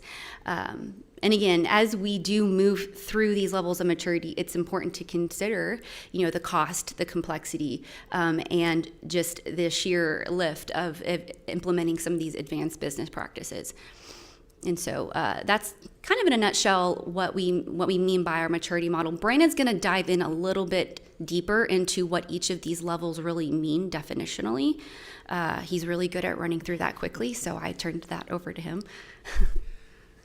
So in our previous slide deck, this was all on one, but definitely with the modification, so it's on two. So we have here really, you'll see a stair-step design. When we talk about maturity scales, much like what Holly was mentioning on initial, so ad hoc, and you'll see things like no formal charter, undefined certification, inconsistent, non-risk-based planning, no QA process. So that is really a very immature environment. That's usually sometimes brand new, it hasn't had time to set up, and things like that. And then you start building on that. So each one of these kind of stair steps. And so when you move to the next level, such as repeatable, this one you have a charter that's approved. It's alignment with the audit standards. Staff have minimum required certifications. There could be some inconsistent advocacy. Engagement goals and performance tracking exist. There's some standard templates that are being used and some advanced audit methodologies. And then when you get to the define, so where we're kind of striving in our next steps, enterprise-wide standardization. So you have the charter, including the internal audit's role, is endorsed and supported by the board and senior management, a structured ethics program, structured and consistent communication. The internal audit strategy and risk-based plan is aligned with the city's goals, formalize engagement expectations, and so forth. So as you see, as you move up the scale, you have more and more what we call maturity in the function itself. Much like in manage, it does the same thing. So manage, you get to a higher level. The internal audit charter is aligned with the city's risk appetite and the strategic goals. Independence and confidentiality are embedded in the governance structure. We have periodic and ongoing collaboration across the board and management, and performance metrics align with the organization's direction and so forth. And again, optimizing is one of those continuous improvement. This is that shooting to the stars, which rarely we see being able to be performed by most internal audit shops, which is okay. But it gives us that stretch goals sometimes. If you think, where are those stretch goals that we would like to be in some of those areas, you'll see continuous improvement and public interest drive ethical culture. Framework preserves and champions independence, internal audit being a critical pillar of organizational governance and so forth. So this kind of scale or stair step really kind of shows you how do you get from one to the other, which takes some of that, not just that qualitative assessment, but that quantitative and kind of being able to assess where we're at. So those are really the scales. And again, when we talked about the different components and the 55 criteria, this is how that looks. And so you'll see there's 3 elements here, and on the next page there's 2 more. And then underneath that is the components. So for example, in ethics, independence, and professional judgment, you see there's ethics, integrity, internal audit professionalism, structural independence, and objectivity. And then there's specific criteria under each one of those components that were assessed as part of this engagement. And so each one of these had a deep dive, which incorporates the 2 sets of standards, both the IA standards and the GAGAS Yellow Book standards.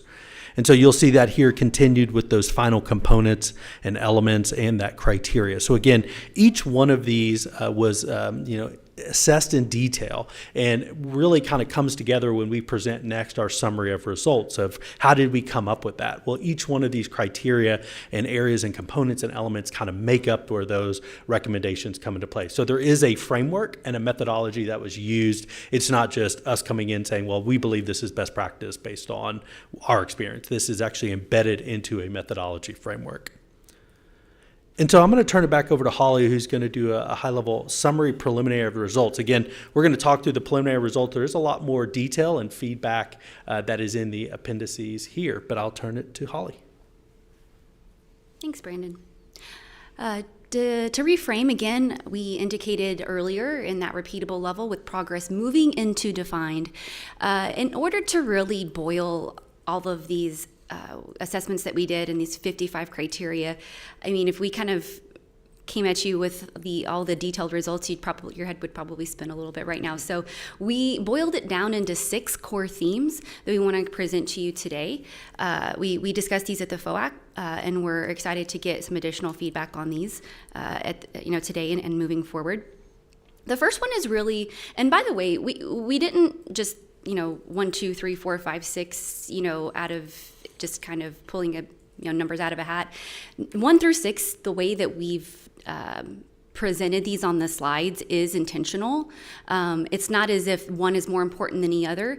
It's more that there was some core themes were a little louder than others, I guess is the proper way to put it. And so the first theme to discuss today with you is stakeholder engagement, communication, and collaboration. I know that we were supposed to go first, but coming in here second was actually really ideal. There was a lot of discussion about collaboration at an operational level with the good work that your team is doing on the HEART initiative. The same thing goes here. It's again functional across the board, cross-coordinating activities. The focus really is on effective engagement and collaboration.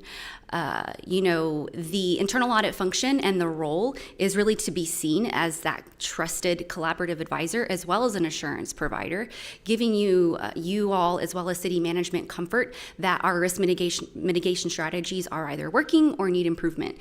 So the internal audit department and the function wears a lot of hats. In order to make sure that these things occur across the board effectively, we need continuous stakeholder engagement.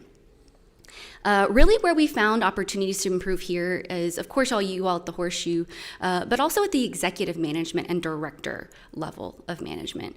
The good work that the internal audit team is doing, there's very considerable communication and work with the process owners themselves, the folks that are actually carrying out the work.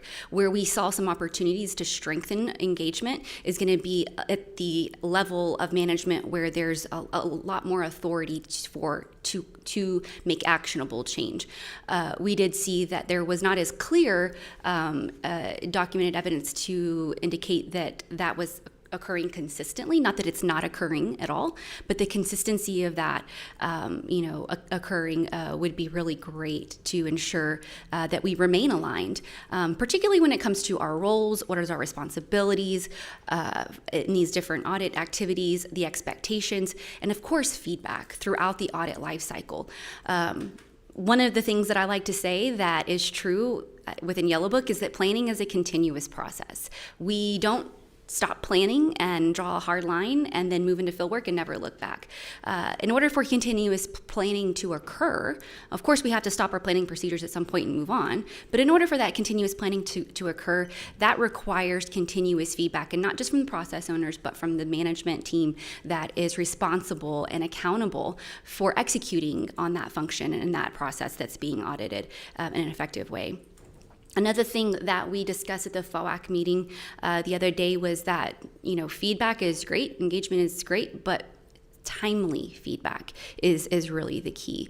Not just, even before the audit engagement has started, that timely feedback really does start at the risk assessment and audit planning level. It occurs annually.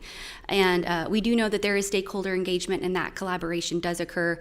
Again, opportunities to increase that collaborative effort to really ensure that there's a mutual understanding on what are we going to be looking at, how is that aligned with the risks of the city, our strategic objectives, and what questions are we really trying to answer within our audit engagements? What risks are we really interested in evaluating? And there was definitely some opportunities to improve the timely feedback to incorporate that into our audit planning process as well.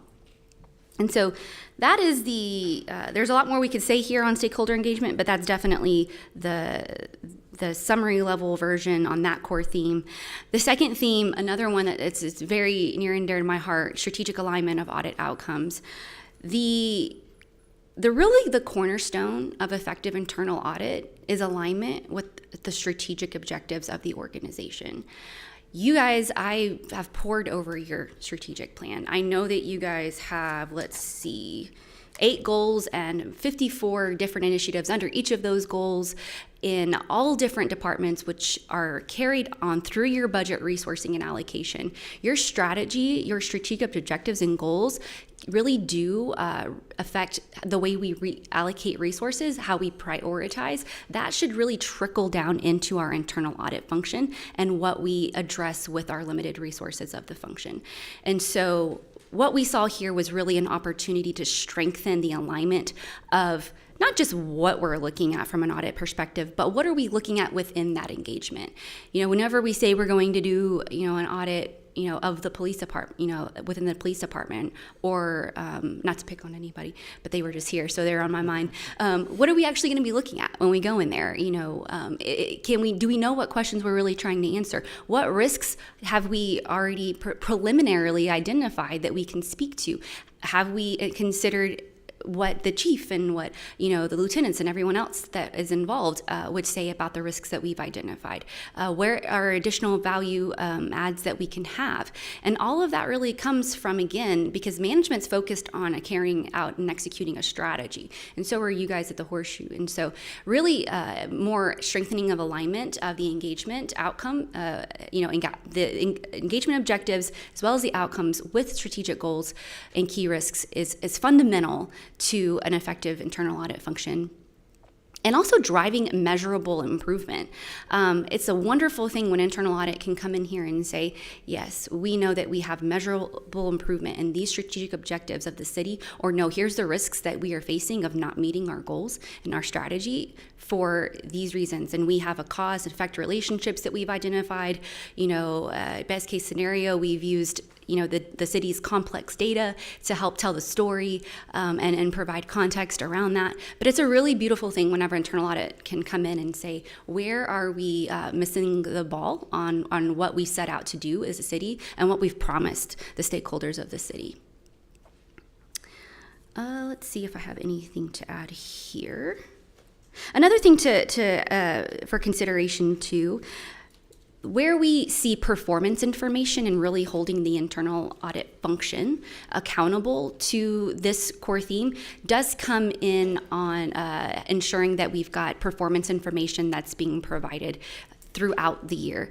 This can look like, of course we know how many audits we've completed. We know what percentage of our resources have been allocated towards audit work itself. Those are really great. That's really great performance information. What would be really great is additional performance information to say, for example, how many of our recommendations have actually, been agreed to by management? Is that 50%? Is that 75%? Is that 100%? When they agreed to those recommendations, what was that call to action that management promised? The internal audit group does follow-up audits, so we know when they're implemented. It'd be great to know, from a performance perspective, how did we affect change? And really that's through those recommendations that are presented in your audit reports.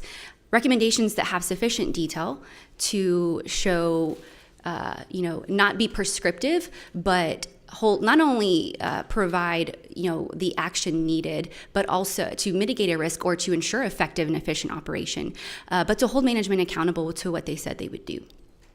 And so definitely some opportunity there from a performance measurement standpoint to strengthen that feedback. It goes back to communication throughout the year. That would really move the needle as well in this core theme.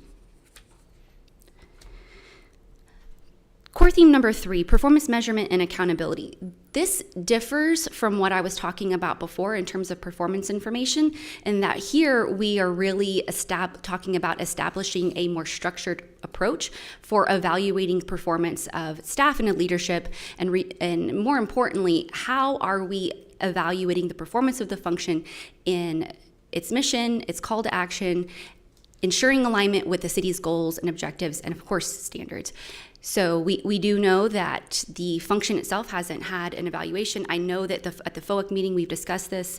We are working on a performance evaluation process. So we are already making strides towards improvement in this area. And so this is not lost on anyone in the room.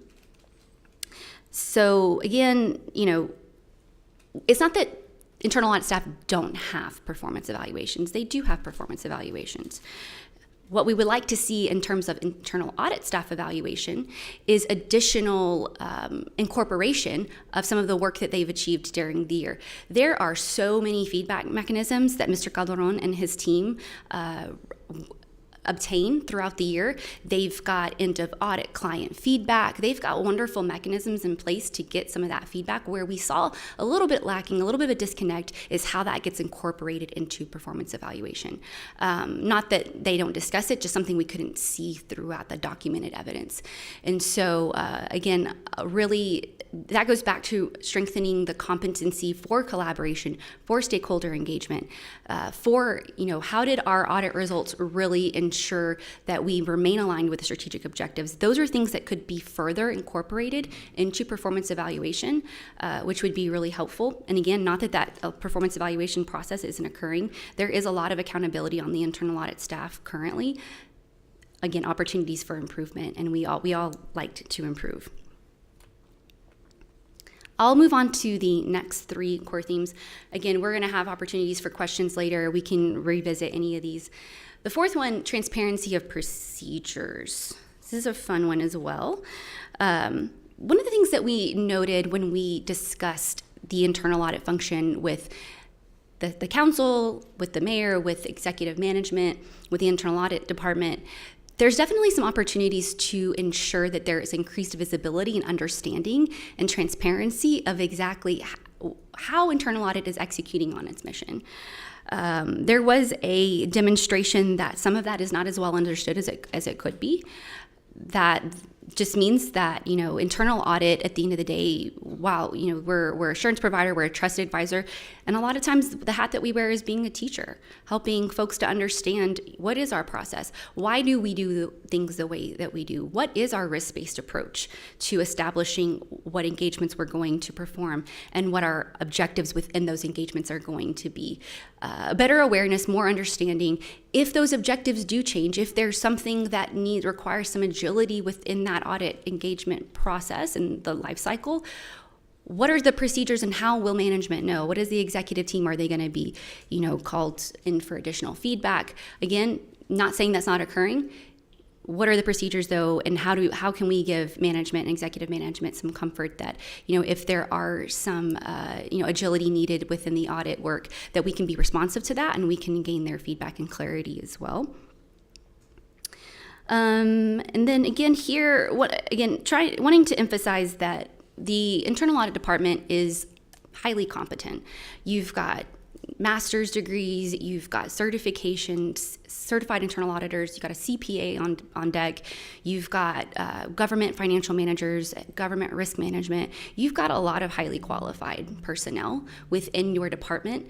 And when you really dig into the audit work papers and the evidence, we see that the evaluation of the audit evidence is definitely, well established. It's well, we can definitely see, the purpose of each of their engagement procedures and how that carries throughout the audit results and conclusion. Again, definitely some additional opportunity to ensure that how we are translating the procedures that were performed into the final results is well understood by management. And so, again, that's not to say that we don't have these great procedures in place, just some opportunity to ensure that they're well understood. Another area which Brandon's going to touch on a little bit later is regarding the hotline procedures. We did see some opportunity as well to help city, especially the employees, understand what some of those hotline procedures are. They know that there's a hotline. They know what it's there for. There's definitely some opportunity to ensure that the procedures for actual escalation. How do I know that whenever I call in, something's going to be escalated? What's the decision-making point there? what are the possible avenues for escalation of those investigations if they are deemed to move forward? What are conflict of interest protocols? What are anti-retaliation and whistleblower type protections that employees have? I'm sure they may be there. I just couldn't really see it. It's not as clear through the evidence that those procedures are well defined, and not only well defined, but well understood by the, more importantly, the employees, both, and then also those external stakeholders that would like to utilize that function. Item 5, technology and resource enablement. Definitely an opportunity to modernize our audit execution through more effective use of technology. Right now, we have paper-based processes and procedures that could really benefit from working more within a digital format. So yes, we have SharePoints where we store information and data. We have cloud capabilities to ensure that the raw files, the evidence themselves doesn't get lost. However, the work, the quality control, the actual tick marking, the execution of the analysis is largely done on paper. My team came out here whenever we asked for the audit working papers. Getting those work papers electronically wasn't going to be sufficient because they themselves did not stand alone, because they're on paper. The quality control, the evidence evaluation itself is all on paper. And so we came out and, made copies of those, which we were happy to do. But right there, definitely some opportunities to expand on how we can do that digitally. You guys have SharePoint. You guys have tools already that enable you to modernize some of this. We can create workflows within the system of evidence, quality control, as well as routing of communication. We can certainly use Adobe and other tools to perform and really evidence our audit analysis, which is, again, is another fundamental thing about internal audit is the analysis, the actual, hard work that the internal audit function does. It has to be documented. We like to say if it's not documented, it didn't happen, right? And so working within the system is going to be really beneficial for this team. And those are short-term solutions. In the long term, we can consider additional audit working paper suites of software that are available as the internal audit function matures and evolves, maybe even grows a little bit. Something like a software solution would be really good. That's a very forward-looking, long-term possibility given resources that could be allocated for that. But definitely we can still make some progress today working digitally within the system.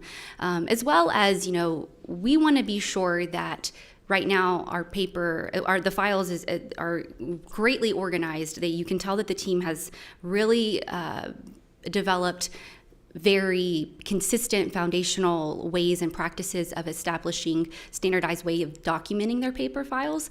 They're currently stored in cabinets, which are accessible, but again, anything could happen, to a office or a building, and then we would lose all that great audit work. We would still have the raw files, and we could certainly probably go back and figure out what happened with an audit engagement. It would take some time, but the hard work that's being done right now in paper format would be lost. Lastly, strengthening public trust and visibility. We know that the city of El Paso is very engaged.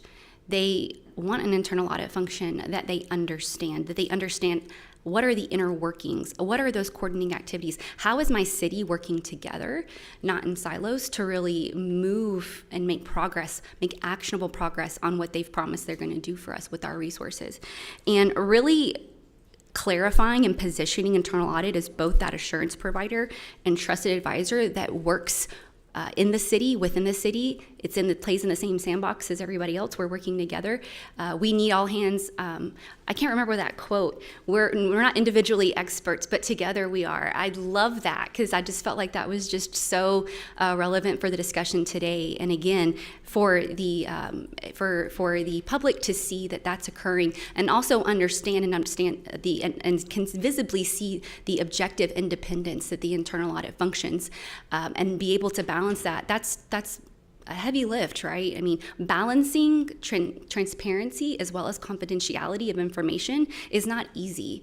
And so understanding how are we going to do that, we have to be sure that we're communicating with external stakeholders what's going on within the function and how we are being held accountable to actionable progress, but also ensuring that we're keeping the information that could potentially harm the city as well as confidentiality.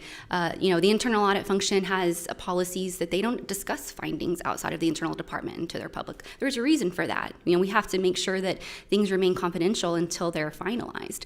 And so there's reasons for those types of protections. And so again, all of this is really good to know, but for the public and for both internal and external stakeholders to understand these expectations, it's also very important for continued trust and visibility of the internal audit function.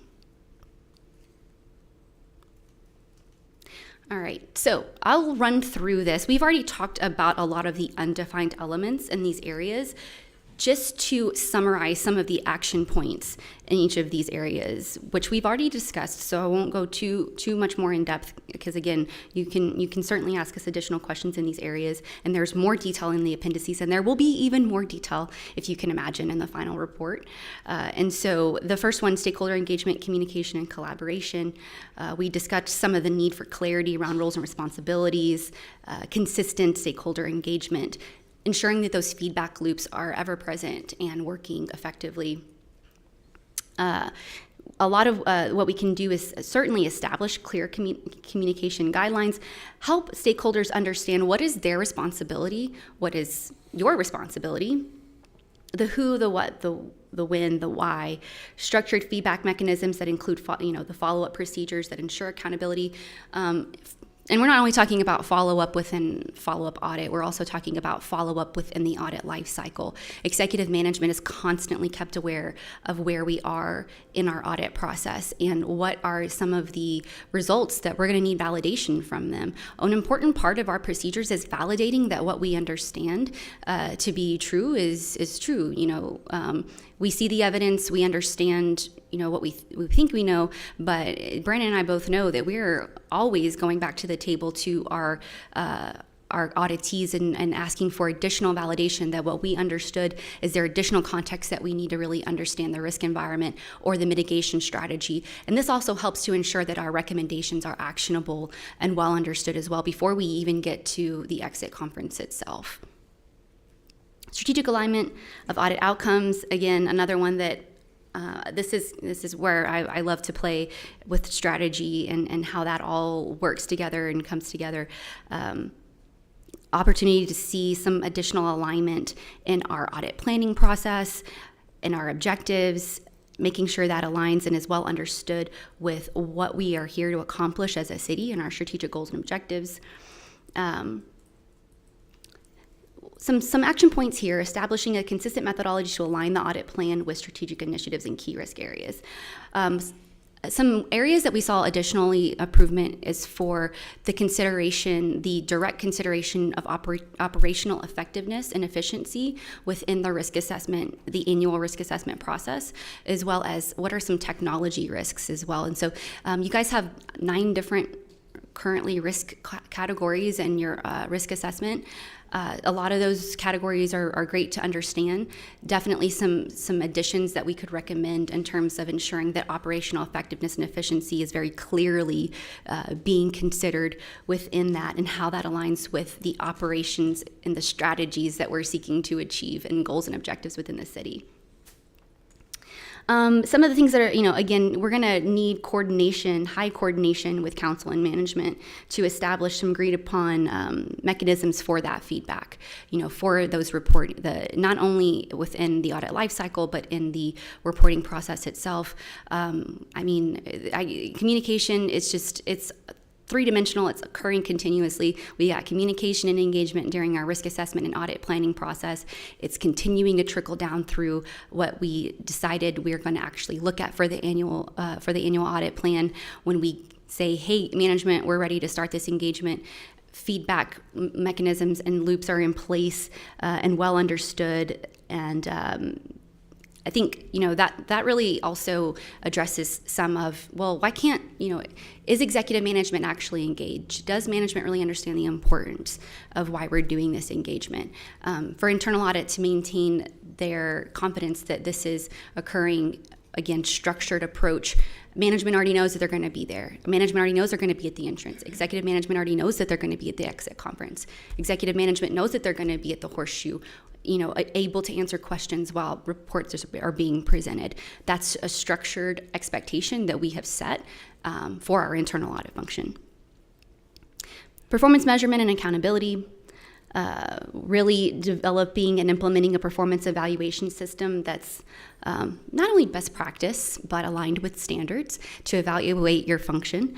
We already see movement here, some additional considerations, performance criteria within the evaluations to consider some of that wonderful feedback that's being collected throughout the year for individual staff auditor performance, as well as how are we incorporating things like ethics-related objectives. That's a new audit standard for this new global audit standards release, is that we are incorporating ethics-related objectives within our audits, and how are we evaluating our team on those ethics-related objectives, and how did that actually carry through our audit engagement itself.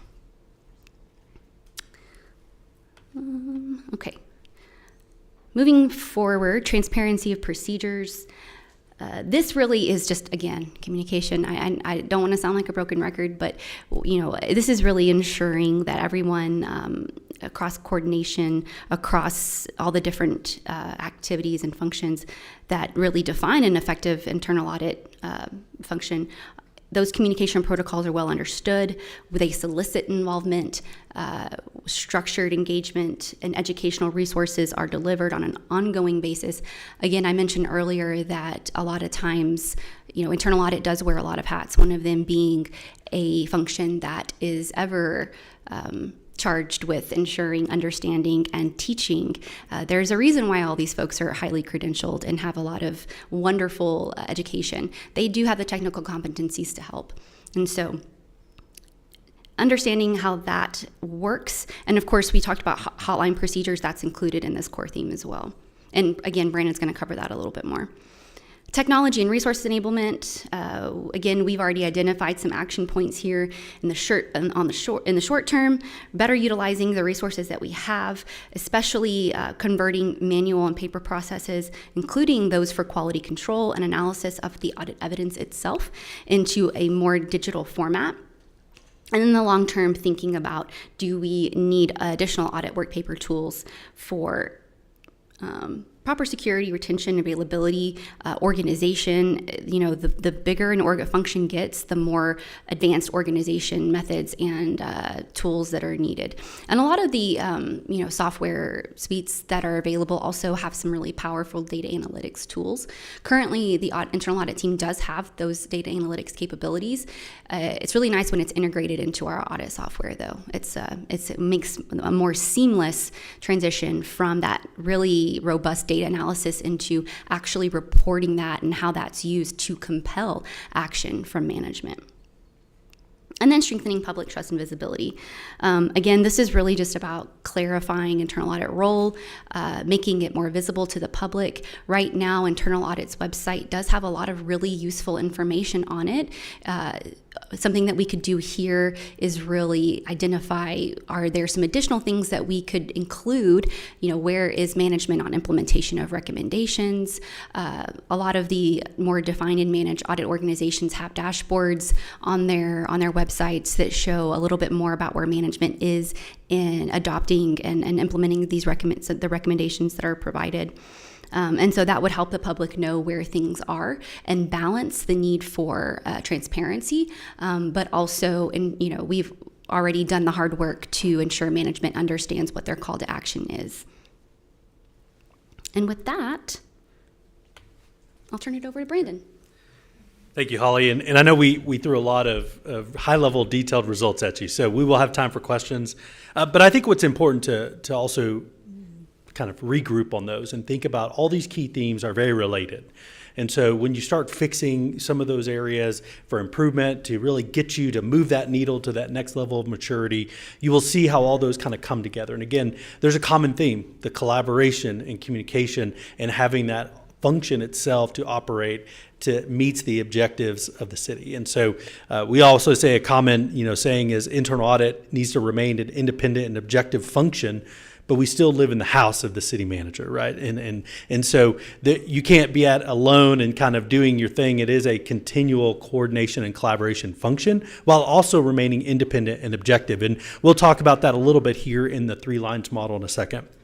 And so one of the things that we've talked about quite a bit is the hotline practices. And so you do have a hotline here at the city that is managed by the Internal Audit Department, which does have those concerns that go to the chief auditor who is assessing those.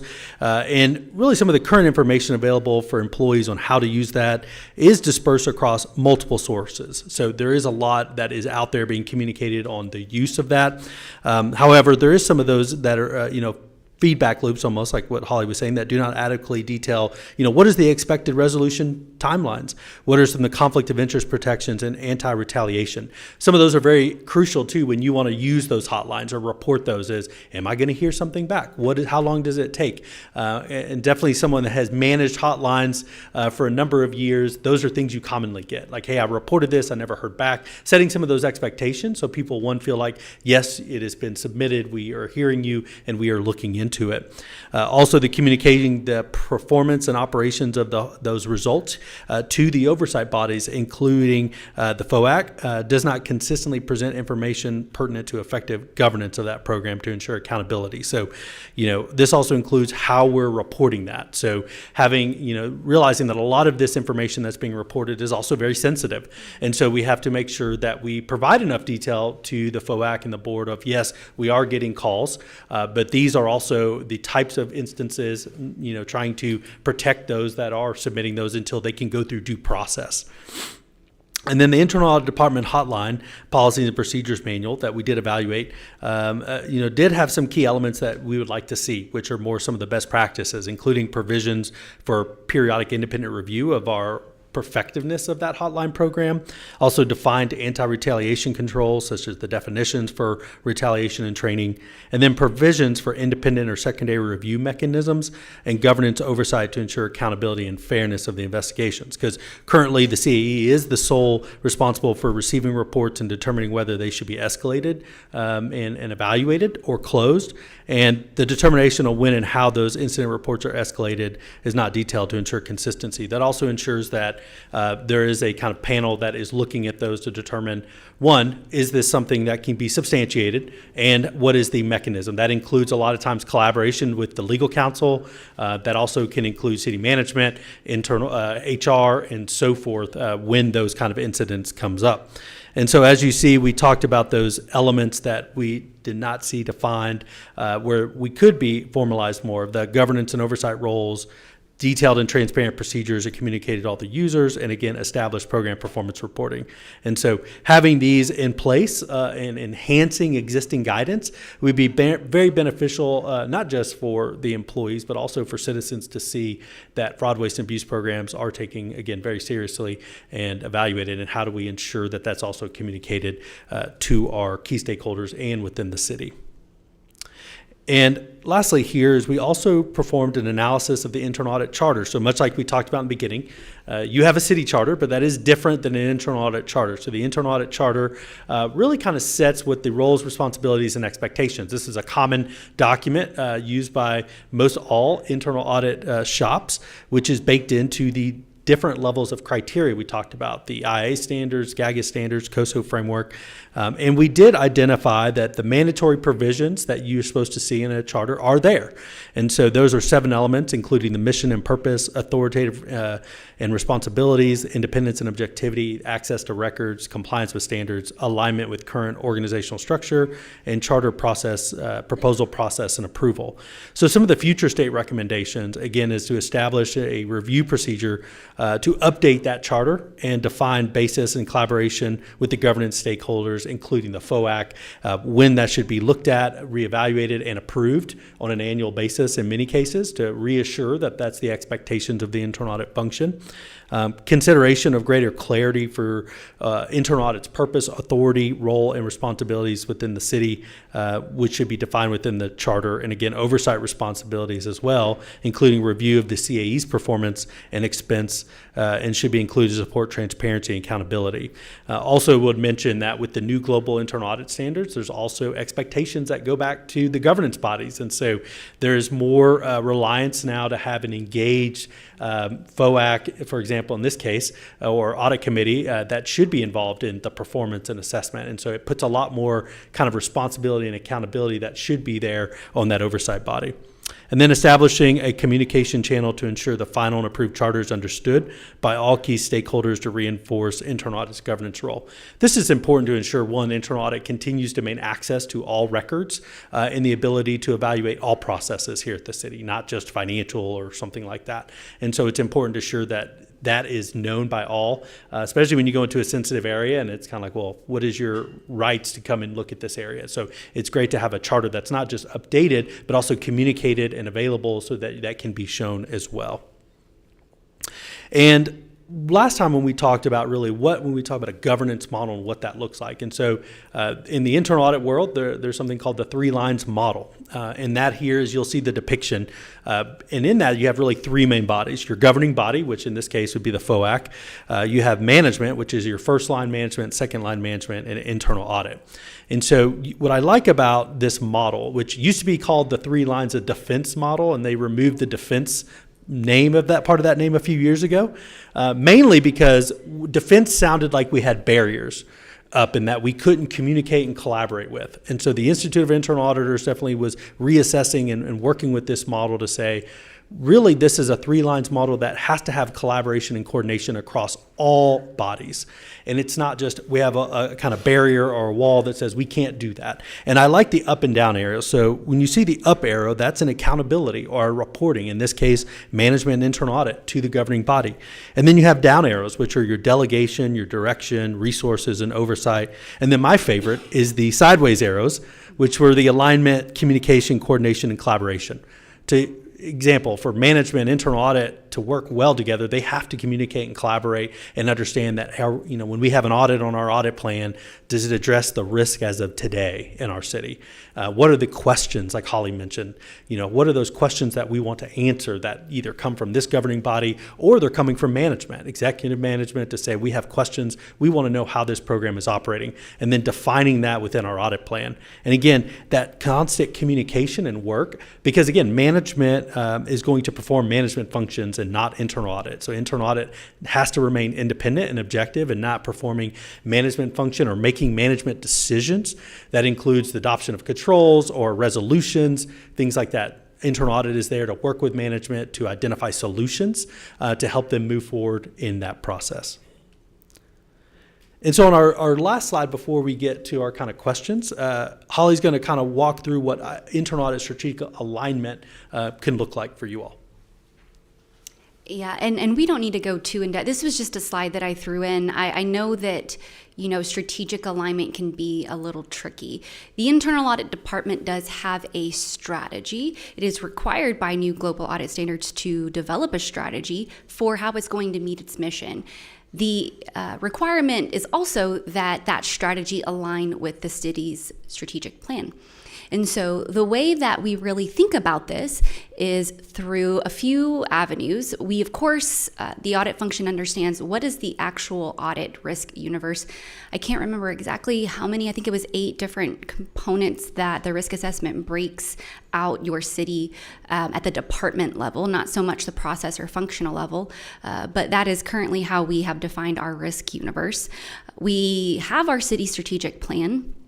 And even within, the strategic plan and the budget documents that I could evaluate, each department is kept accountable for what they are going to be doing with those resources by identifying which goal, and specifically what are the actions under those goals that they are going to be held accountable for in terms of helping the city achieve strategic objectives. And of course, while the Internal Audit Department lives within Goal 6 quite a bit, in ensuring transparency and ensuring, sound financial management and stewardship, there are, again, 8 goals and 54 additional strategic priorities that are included in that strategic plan, in which we would like to see consideration of how that is, or we would like to see how that's considered within that risk assessment and audit planning process. Again, audit results and intel, this is where your qualified internal audit department is using the intelligence that has been gained through their audit results to also inform the risk assessment process. And of course, stakeholder discussion. We know that there is discussion taking place with council members.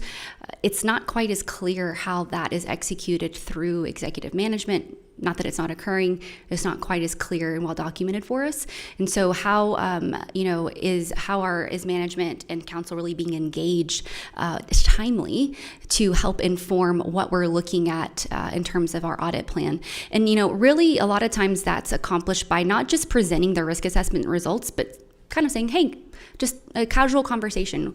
What makes you lose sleep at night? What are some things that you're concerned about?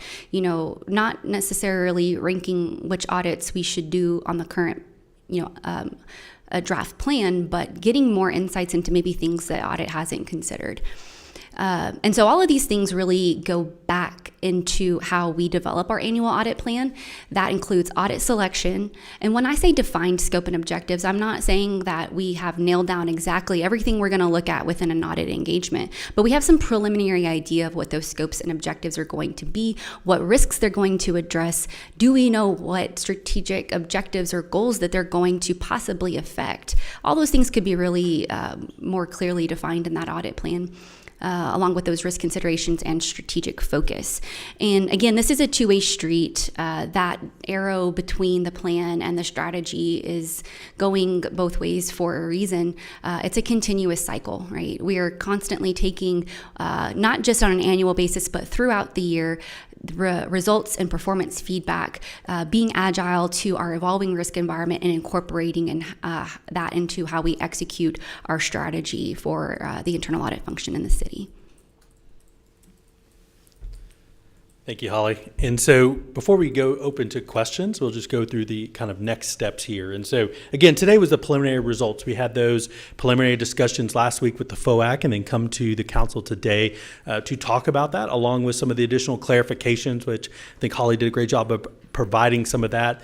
Again, we were not able to meet with the chief auditor to talk through some of that documentation. So we added clarifying remarks, but we were unable to really, there was nothing removed that changed from the FOAC meeting, but we did add some clarifying areas based on the support and what we were able to assess. And so from that, we will be kind of getting your feedback here today, answering any questions, making sure any updates, working with the chief auditor as needed to make sure those clarifying remarks are accurate and an accurate reflection of the current environment, and then come back and have the final report here in July of next month. And so we'll be able to provide that in a date once that gets set. So from there, I'll open it up to questions. But then again, definitely want to thank all the city stakeholders, including the internal audit department, that helped us with this engagement to get through. We asked a lot of questions. We got a lot of great feedback and appreciate that collaborative nature that was there. And so as we come to the table of, where are those best practices to get this city to where it wants to be? And I think we were able to achieve that with these results today. So I will open it up for questions. But thank you. All right. Thank you for the presentation, and we're going to go to Representative Rocha, and Representative Limon will come to you after Rocha. Thank you so much, Mayor. I appreciate it. Thank you all again, and nice to see you in person instead of over video. So it's really great to see you. So the first question that I'll start actually is for Ms. Mack. Ms. Mack, has the city ever had an audit of this nature with the internal audit department? Not that I'm aware of. I know we've often talked about the third-party review, and I think that's been a standard for us for many years. Thank you so much. I just wanted to make sure that we asked that question and answered in public forum. And then secondly, I know that when we spoke during FOAC last week, a lot of the timelines and goals for getting from repeatable to defined could really potentially on the shorter term goals be done within 3 to 6 months, if that's correct, I remember correctly. And then the longer term goals within 2 years, roughly. Is that correct? I just want to make sure. No, that is correct. And so I know it was difficult. We got the question, just to repeat from the FOAC, of, how long do these things take? Right. And it really, I know I don't like the answer that it depends, Right. but some of these are resource needs, and some things that, when we talk about technology, if you want to implement a new audit software, that has to be budgeted. Some of these things could be more immediate, the more collaboration on audit objectives. And, there's certain things that, or having the internal audit, approved and updated, performance evaluation started. Some of those things could be done within a shorter term, so less than 6 months. But yeah, some of those could take up to 2 years, depending. Getting to those maturity levels that are defined, just takes time, and that's natural. And so it's really, what do we want to prioritize our resources, and what is the prioritization of this governing body as well to help direct for internal audit. Thank you so much. And so I just have 2 questions. First, are there any areas, obviously preliminarily, that the city may be exposed to significant risk due to current audit practices or even lack of support? That's a great question. And so when we think about, are you exposed to significant risk, I think the internal audit department is doing a risk assessment, and they're obtaining feedback to be able to perform audits according to that risk. But sometimes it's the things you don't see. Right. And so I always also say kind of pipeline risk or horizon risk, and it's how plugged in are we to this body, also executive management of, how are we taking that risk assessment? And, risk assessment should also be a living, kind of breathing document. When we see those kind of being done, it's, yes, we do an annual risk assessment, or you do a risk assessment that lasts for 2 to 3 years, and then you want to do an update, refresh. And sometimes that refresh needs to happen quarterly because risk moves very quickly. And so I think you take a snapshot of a point in time of what risk is, but you have to constantly look at that. And so that is something we didn't see, that's something that's happening, but it's something that definitely making sure that are we reevaluating and assessing, because sometimes you may have something on your audit plan. And I think this is important for the board and FOAC to realize. Sometimes you're like, this was on the audit plan, but we have new risks that have arisen, and we need to adjust that audit plan to meet the strategic risks that are happening at the city, because risk travels very fast, and they can happen quickly. And so we need to be able to be flexible. So I don't think I see right now where we're not addressing a risk, but it's something that, what are the processes and procedures we have in place today to be able to see when those are coming and be able to address and adjust our audit plans to be able to do that quickly. Thank you, Brandon. I appreciate it. And Holly can add Oh, to sure. that. Just to add one more thing, Brandon really touched on some of the opportunity cost of really, not ensuring that we have an aligned strategy, internal audit strategy with the broader goals and objectives of the city. Another thing here is we didn't really touch a lot on reputational risk, but understanding that there are people watching. The city of El Paso, for good reason, is an evolving environment, a complex environment, and the folks that are relying on this objective function to really be looking at what are the things that are the most from a risk standpoint, evolving and really have a high impact and a high velocity that could really affect the city today and maybe even tomorrow, as well as just comfort that we're staying focused on the right things and throughout the long term. And so I think there's also a reputational element of that, of ensuring public trust and visibility. That's why that's a core theme. And so if we're making strides towards really positioning internal audit function to be that trusted advisor, collaborative, but also objective and independent, again, no small feat, but that's really needed to have an effective function. And the risk is ineffectiveness of the internal audit function. That's actually a great segue to my last question. How does the governance structure for the internal audit here in El Paso compare to any similar sized cities that you all have worked with? No, that's great. And I would tell you the organizational structure that you have right now, where your chief audit and the audit function reports to really the FOAC and the board, is common best practice. And so kind of that comment I said earlier, it's you need to be an independent, objective body. And the best way to do that is to report directly to the FOAC or the audit committee and through also council. But you are also still living in city management's house. And so common, even when I was, in internal audit before, working in internal audit shops before being at the firm, there was always yes, I report to the governing body, but I have to work really closely with executive management because they're the ones running the daily operations. We're always kind of coming in and looking at their operations. It can be disruptive. And so you have to not just coordinate and collaborate, but also make sure, do we understand what's going on in the risk? Or if we do this audit, is it going to be meaningful? Does it provide action and really give positive, reinforcement to what we're trying to do here? So the structure itself is what is common. And so I will say that and is best practice of how you already have it structured. Thank you so much, Brandon. Appreciate you all. Representative Limon. Thank you, Mayor. Thank you very much. Brandon and Holly, thank you for your presentation today. It has really been an eye-opener for me. It has really cleared up some of the concerns or the issues, especially in highlighting risk factors that may be out there. It certainly points us in the right direction, and hopefully we will continue to move in that direction. Thank you very much. Thank you, Mayor. You got it. Representative Acevedo. Thank you, Mayor. It's good to see you again. I just really have been looking over this over the past week since we first had this presented to us on Tuesday, and overall I think it's a very fair report. I've been working, or I guess I've been overseeing audit now for almost 6 years, the year and a half that I've been here, and then the 4.5 that I used to be at the school district. And one thing that I continue to see from auditors is that there's always that notion of how can I improve? Please let me know. I want to improve. And I think overall that's kind of what we are seeing here. And it's like in the blood of auditors. It's like this weird thing, but and I appreciate that. And that's why I love working with the internal audit function. I wanted to ask you specifically right now about the internal audit charter. I see a lot of low-hanging fruit and the short-term goals as us using the internal audit charter to really update it and use that as a starting point. And I kind of wanted to ask if you think I'm on the right track in that sense.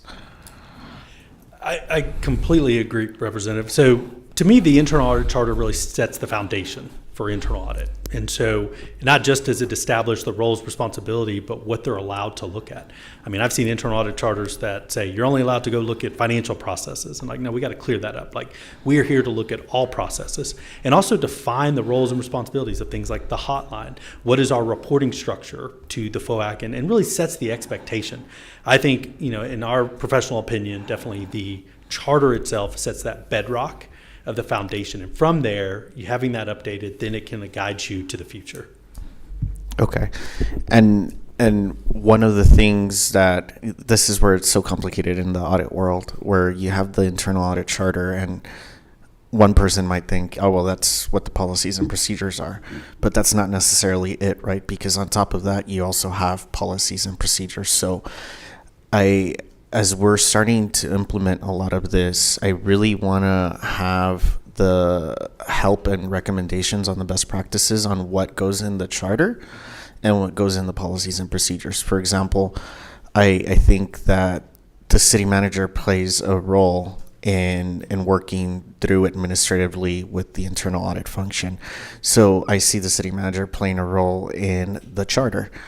But then the city attorney, I think there's more of a consultation that is not necessarily something that I would put in the charter, but maybe I would put that in the policies and procedures, right? And in that sense, where it could be something like, well, the internal auditor will copy the city attorney on every single draft and final audit.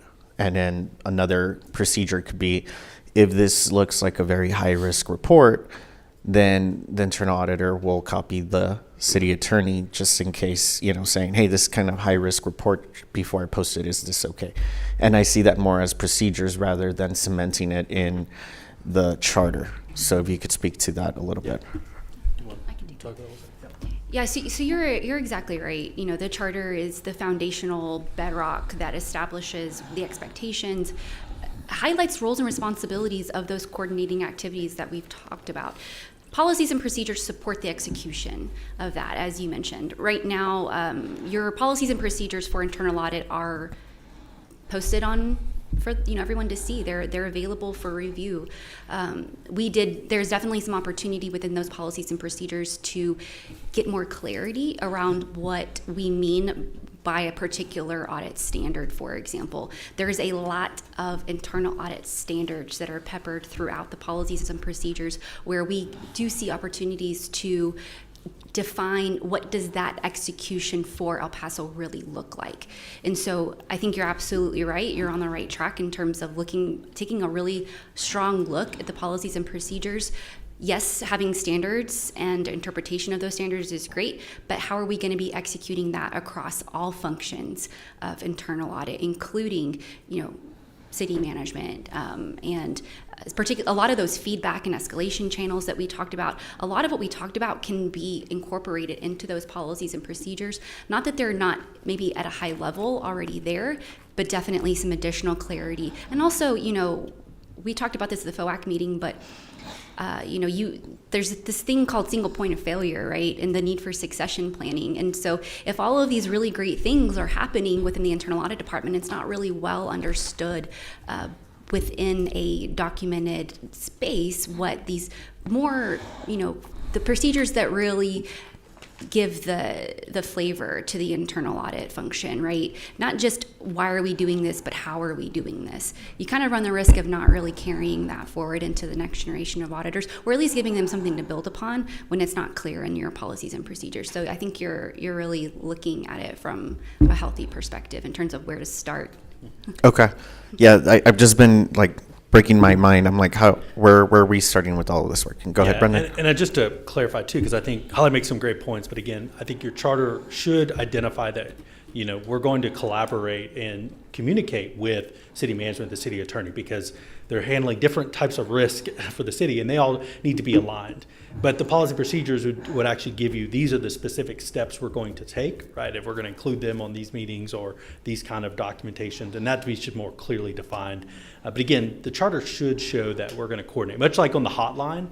Again, that even though that's being managed by a group, that's being managed by one point, a person in the audit department, but it's not just the sole responsibility to do investigations. And so that could be something that needs to go to the city attorney for consultation because of the matter, or it needs to go to HR because it's an HR personnel matter. And so fraud, waste, and abuse that comes in, there's different parties that have to play. Now, there'll be the initial, what we call triage that happens within the audit function. You're going to triage that fraud or waste or abuse claim, and you're going to look at it and to say, okay, can this be substantiated? Do I have enough evidence? And then who do I need to have involved? That a lot of times will include your city attorney, and that'll include maybe the city manager depending on the type of incident it is. And so it's not something that's just being done in silos, because there is repercussions that need to take into place, of course. So. Yeah, and one other common theme that I'm kind of seeing through this report is that there needs to be a lot of adaptability and flexibility across many of these things, right? Where in a perfect world, we would go spend all this money on all the really nice software for the audit function. But I think in a realistic world and where we're at right now is let's look at the tools that are already available to all employees at the city. And we can go from there, right? You could use Acrobat to start. You could start implementing stuff through SharePoint, and then we build upon that as we're seeing more progress, for example. And that is just that one example, but then we do that across many of the recommendations. Right, and to clarify, I know at the FOAC, that's what we wanted to clarify here is, the audit department is using, Microsoft Office, products for Excel and Word and documenting and using those kind of scanning documents. But a lot of the, how do we make sure that these files can stand alone, which that includes all the quality control and review process, which is required by peer review and standards, and really being able to put those in electronic format and stored so that it can be referenced. And so, you can definitely come on site and look at those processes, but how do we, one, make sure they're protected and they are uploaded so that you can see the trail, the audit trail, and it's very clear. So I agree, that's technology, and we're not trying to say you need to go buy, some expensive system, because that sometimes that complicates things. And definitely there's a learning curve, but we can use some existing applications and so forth to get to realize where you want to go in the future as you go to mature in your assessment. So. And the other thing on the hotline that you kind of touched on, fraud, waste, and abuse, I think the definitions of that make it a little complicated. When I was at the school district, we kept on getting a lot of different calls that were kind of HR related, and they didn't fall into those categories. So we implemented a system that really gave people the idea of like, okay, well, is this fraud, waste, or abuse? Answer these questions before you move on. And I think it's really important for the hotline to be under the internal audit function, because you have that third party that we pay for that makes sure that there's a confidentiality. And so how can we strengthen this in a better way where we're still going to maintain that confidentiality and we're having an understanding of what is happening there, and then we're including some sort of triage, like you said, to route things to HR. Right, and one of the things that I really liked did when I was in internal audit is we did what we call a fraud, waste, and abuse roadshow, and we would go around and do trainings, and it included internal audit, it included HR, it included legal, and it would talk about these are the different types of things. This is what makes up fraud, waste, abuse.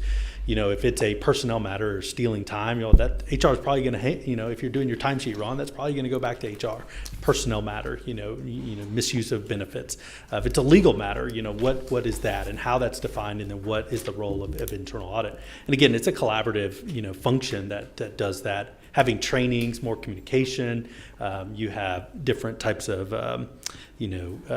kind of newsletters and things like that. Again, a lot of this is promotion of what the audit function is doing, what their role is, and also who do you need to contact. And again, making sure that's ingrained in the employees so they know who to contact. Because you will get random, things through the hotline. You probably get things like, my water bill's too high. And they're like, well, that's not something the audit department's going to look at, but we can forward that and have our decision tree that's going to go, which is probably already happening, but that's going to be, to the utility billing department so they can answer that. So some of that is that decision tree of when you get those types of things. You're not going to triage because they're not really in your scope. It's just somebody that needs to go to a different service at the city. I appreciate that. And I believe I'm out of time, but I'll come back. Representative Chavez. Thank you, Mayor. And thank you, Brandon and Holly, for this wonderful presentation. It's good to see you in person. I just want to ask a few questions, some of which you went over during last week's FOAC meeting. But I think one of the highlights for me is just to make sure that everybody's on the same page, that the auditor is just not a department, but it's a function of the city. And I think that's important to know because it speaks directly on, the level and standard of functionality at the city of El Paso and how we represent ourselves.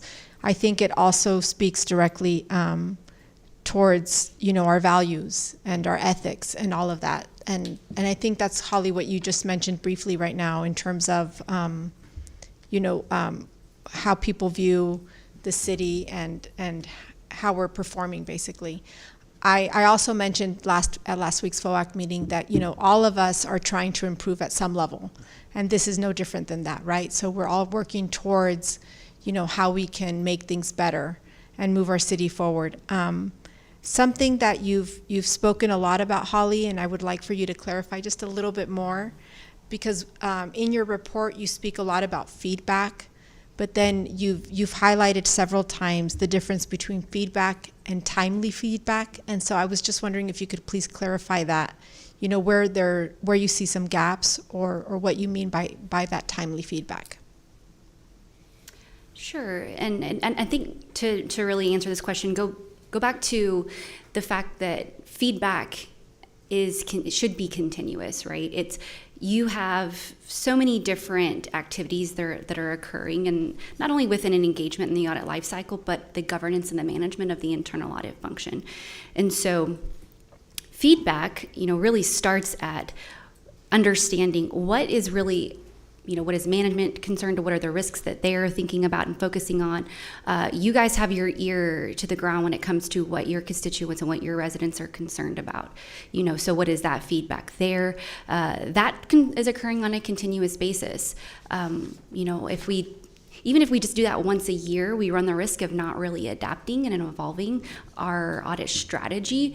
Not that I'm saying we should go back and reopen and rehash our audit plan, every month or anything like that, but making sure that we have tabled, fully understand, what have we been hearing over the year that's occurring as from an evolving risk, what velocity or change, and how that's, maybe yesterday this risk was kind of on the back burner, but today, now all of a sudden, it might be on fire, and so that timeliness of that feedback, you may miss an opportunity to really incorporate that into how we're going to allocate resources for that, either, whether that's a decision made and how we address it today, or whether that's how we address it in the upcoming annual audit plan.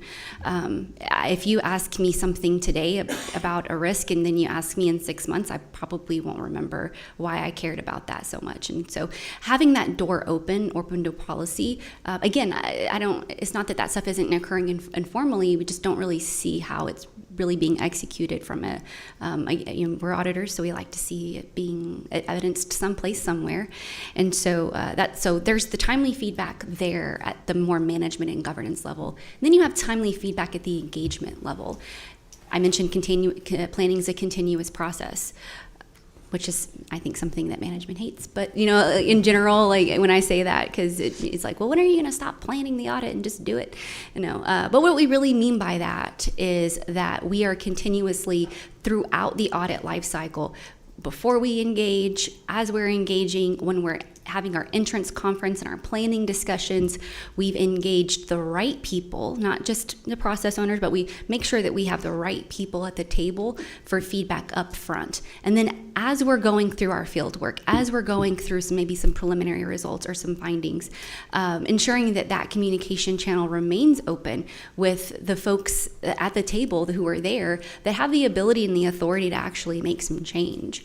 And so if we get to the end, at the exit conference, well, first of all, we run the risk of maybe we didn't understand something accurately because, there's varying levels of management and there may be different perspectives or just maybe things that maybe a process owner wasn't aware of from a more strategic standpoint and the bigger picture.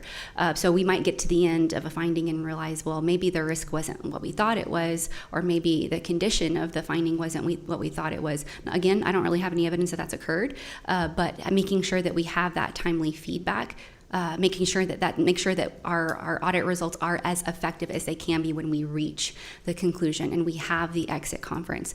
And we've already developed a report. Management comes in the room, they know exactly what we're going to talk about. They're out there whenever we present the report to council, they know exactly, what their action plan is and how they're going to address the risks that have been identified. There's no, question. We've already talked about it. We got this, and so when I say timely, that's a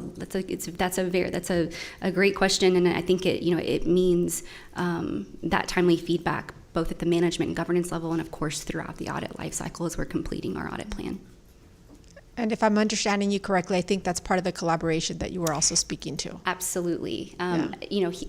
They can't do that. The internal audit department can't do that effectively without executive management really having that buy-in, and so that's another side of this coin that, I think needs to be explored is, management trust, executive trust in the internal audit function and how that also operates the other direction. And so, I think executive management is very busy, directors are very busy, and to make time for the internal audit function, and not just make time, but really think about what we're going to be doing and how we can really put our heads together as experts and come up with the best audit engagement, or maybe it's an advisory, whichever it is, and collaborate on how we can best execute that.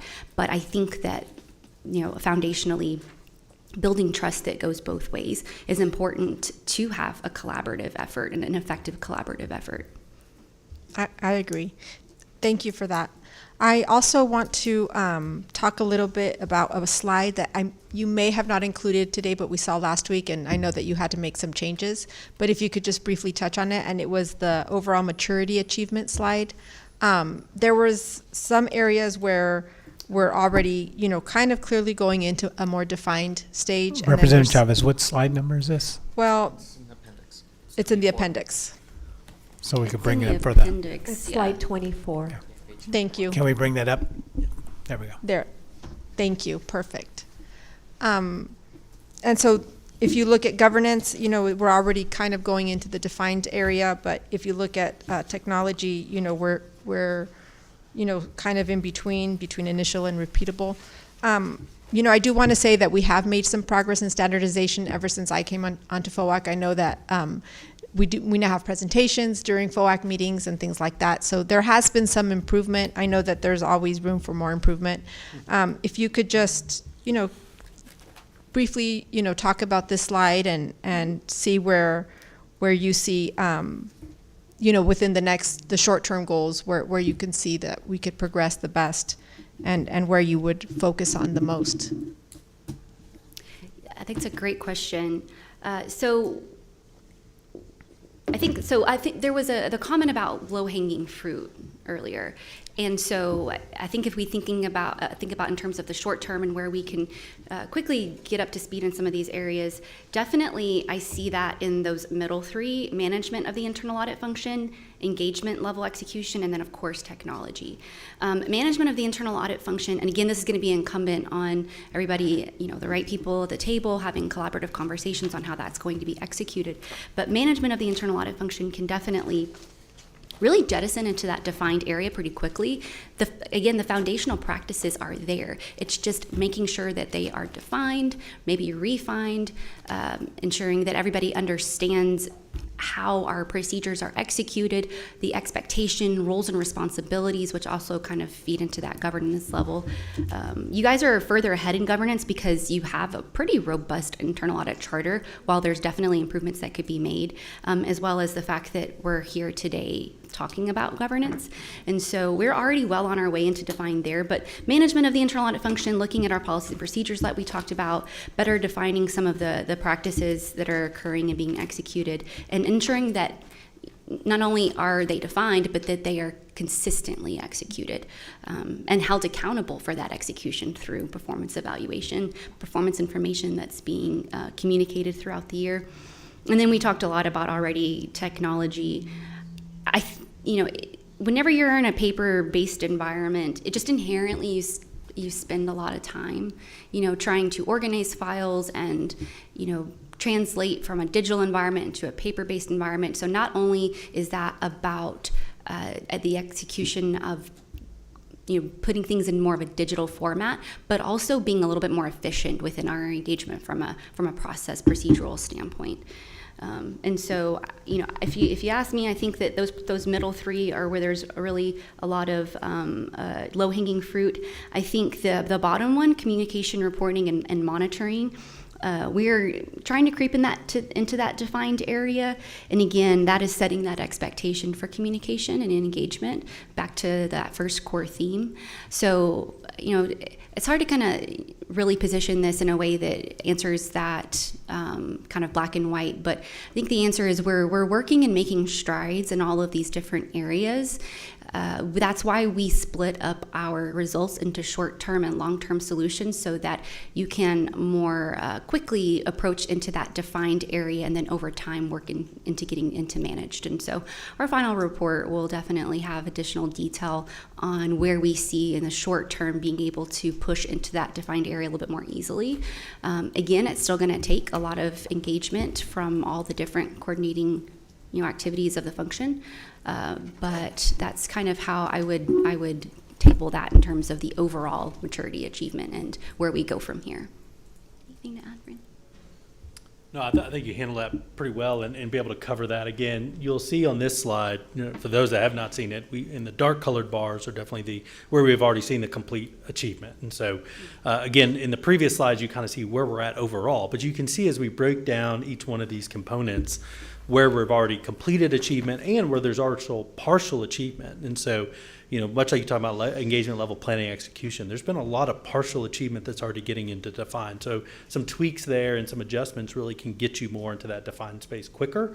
But definitely looking at some of these where we're already making progress and where do we need to prioritize some of our resources and considerations for our processes to be able to get us to the next level. So. Thank you. I think that's great, and it definitely, at least now we're aware of what areas are the most short-term, to focus on and where we can improve quite quickly. I appreciate both of you. Thank you so much. Representative Acevedo. Thank you, Mayor. So I'm back. I just, I really appreciate that you've been working on this over the last few months. When I transitioned over to the city, I left a similar process in place at the school district. They had just started their own. And then I got interviewed, and it was a very similar process where they used that interview to inform that process. And then they used a similar model as you did with the 5-point scale, just to kind of simplify it, because I know it gets a little complicated. But I wanted to kind of, at the school district, that was the first time we ever did that. At the city, that's the first time we ever do this. So how often should we be doing this? Because I feel like more engagements like this could really help. And is this just, what kind of engagement is this? Is it an assessment, an audit? What would you call it? No, I think this, I would call this one and really an assessment. It's Okay. not really an audit, because it's really looking at where we are and where we want to be. I do think you've had this foundational work, which is a lot of body of work that's been done with recommendations that you can take and really build off. And what I would do is kind of like when internal audit does follow-ups, kind of reassessing annually, where are we at? This is where we were last year at this point. Where are we this year? Are we progressing where we want to? What are what are some barriers that we may be getting into that's getting us from that next level? And so I think over really the next 4 to 5 years, you could really continue to internally assess that or use outside help to kind of do that function as well. If you want another independent view, again, that could be internal collaboration and coordination work sessions to look at, okay, what are we doing now to get us to the next step, or bringing someone in to do that as well. But I think this body of work will last, and I would say almost if you think maybe when the next time, maybe the FOAC changes, is having that maybe redone. So really the cadence of when that needs to be done can be dependent on how you think progress is happening or changes in priorities from the council. I'll add real quick. Another thing to consider when you're reevaluating maturity of the function is when standards change. Our profession as internal auditors is not stagnant. It is changing all the time. I mean, the standards now look vastly different than they did 10 years ago. And so with new standards that come and up into our environment, that's always another good opportunity to take a step back and reevaluate what we're doing, not just because we want to be compliant, right, but because we want to execute effectively what these standards, the real spirit of what the standards are really trying to tell us to achieve.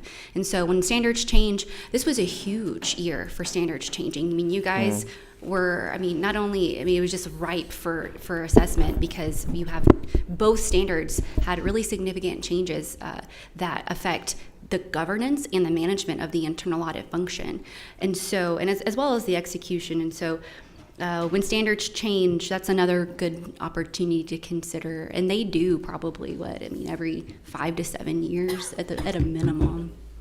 And that seems achievable, I think. And with the work that you've done, you're going to give us an Excel workbook and kind of help us on that front of the implementation. Is there more that you can do in terms of helping us monitor that implementation as we're looking at this over the next few years?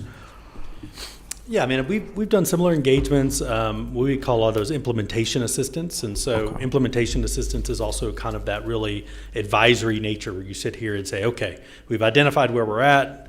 We know where we want to be. Let's talk about the in-between. So how do we get there? That's where you can start defining those, how many months does this take? What's the short term? What's the long term?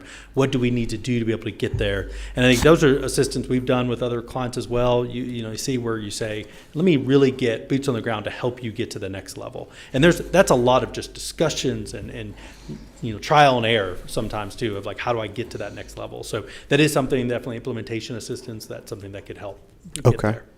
And before I come back to you, I just wanted to ask Ms. Mack and Ms. Neiman. Overall, I know we've kind of said there was so many people that were interviewed for this, and we all had a role in it. So just for the public's sake, what were your roles throughout this engagement?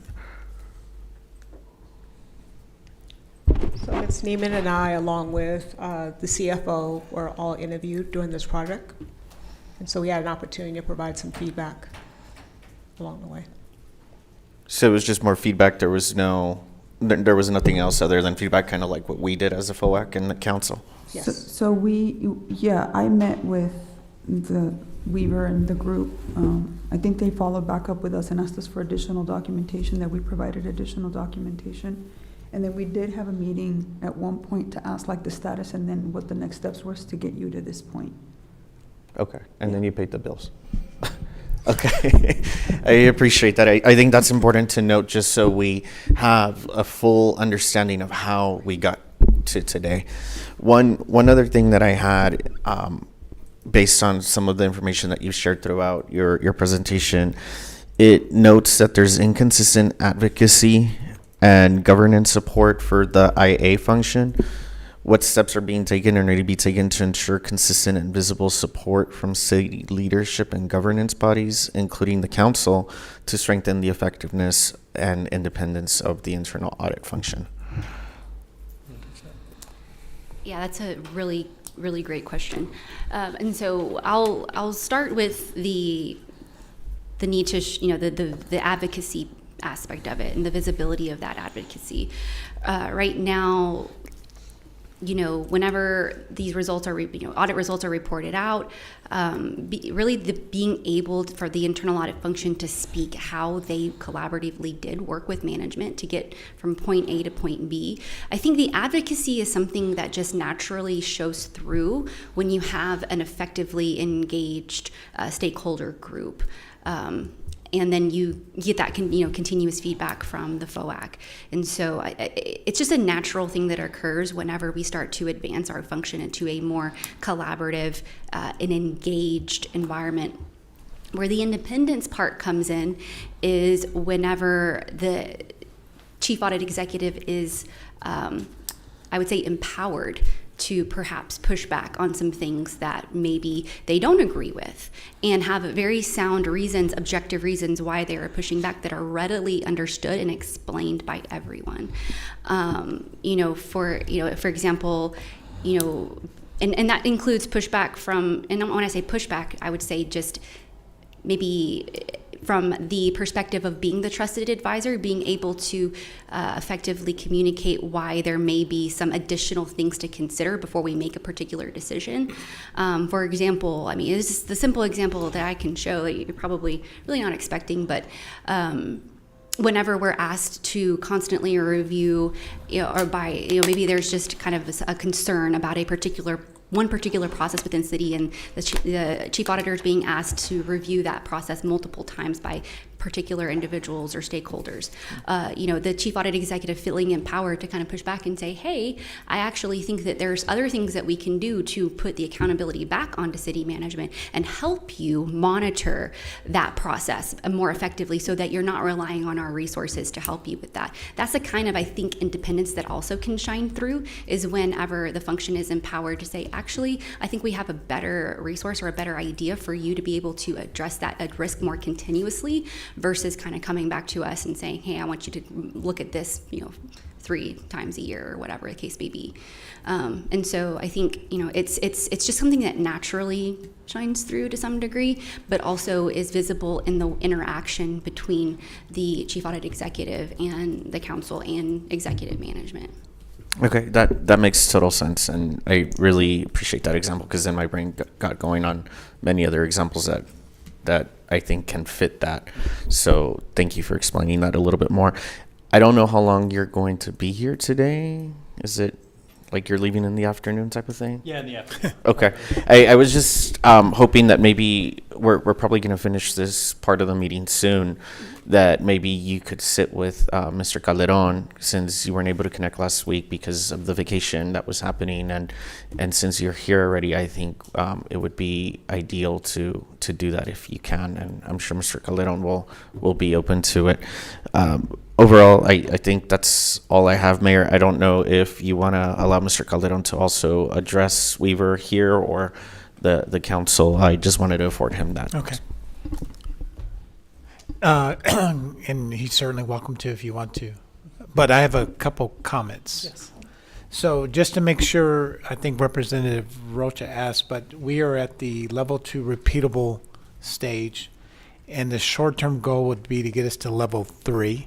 And that's how long? Is it 6 months or a year? I was a little...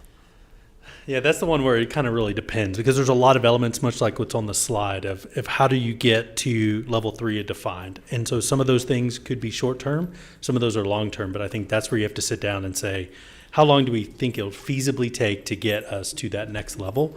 So there definitely needs to be some prioritization and assessment of, from what we're hearing today, what is it going to take? And some of that just is to be further conversations with this governing body, with city management, also the chief auditor, to kind of figure out where do we need to be. And so it could be anywhere from short term, kind of the low hanging fruit, that's 3 to 6 months, and some could be multiple years. Some of that's technology and where we want to be. I think a lot of this could be more short term. In the sense of, we're talking about the charter, we're talking about evaluations, we're talking about, how do we just set up some of our foundationals to be more effective, more efficient. Those things can happen a lot sooner. And you're talking about 6 months or less. Okay. And I think Holly mentioned for a city our size, level 4 seems about right. Is that something you said? Reaching into level 4, striving for that managed, not only enterprise-wide standardization and understanding and feedback channels, but also being very performance and metrics driven. Okay. And so reaching, that's kind of, I think, reaching for a healthy balance for the city. Okay. And then on slide 12, the preliminary results, you talked about strategic alignment and outcomes. And one of them says it's not clear how current audit planning and risk assessment results are fully aligned, which may limit the function's ability to address the most critical areas. Can you go into a little bit more on that? Number 2? Number 2. So, yeah. So going into the alignment, is that what you're asking? Yep. And how that really... Okay. It's not clear how current audit planning... It's not clear. Yeah. So actually, I'd like to... Am I controlling this? Yep. Go back to this slide. This is where it starts. There's a lot of... So it's dynamic, right? Making sure that we're aligning our function strategically is a very dynamic process. We understand what the various risk and audit universe is. We know all the different functions and processes within the city. The chief audit executive, you got a lot of institutional knowledge about how the city works, and so you're good there. But taking a step back, we've got, again, 8 goals and all these different priorities, and you're 30 for 30 and a lot of different things in that strategic plan, as well as within our budget process. We have already determined what a lot of the departments that have a really foundational operational element to making the city is working properly, they're being held accountable to.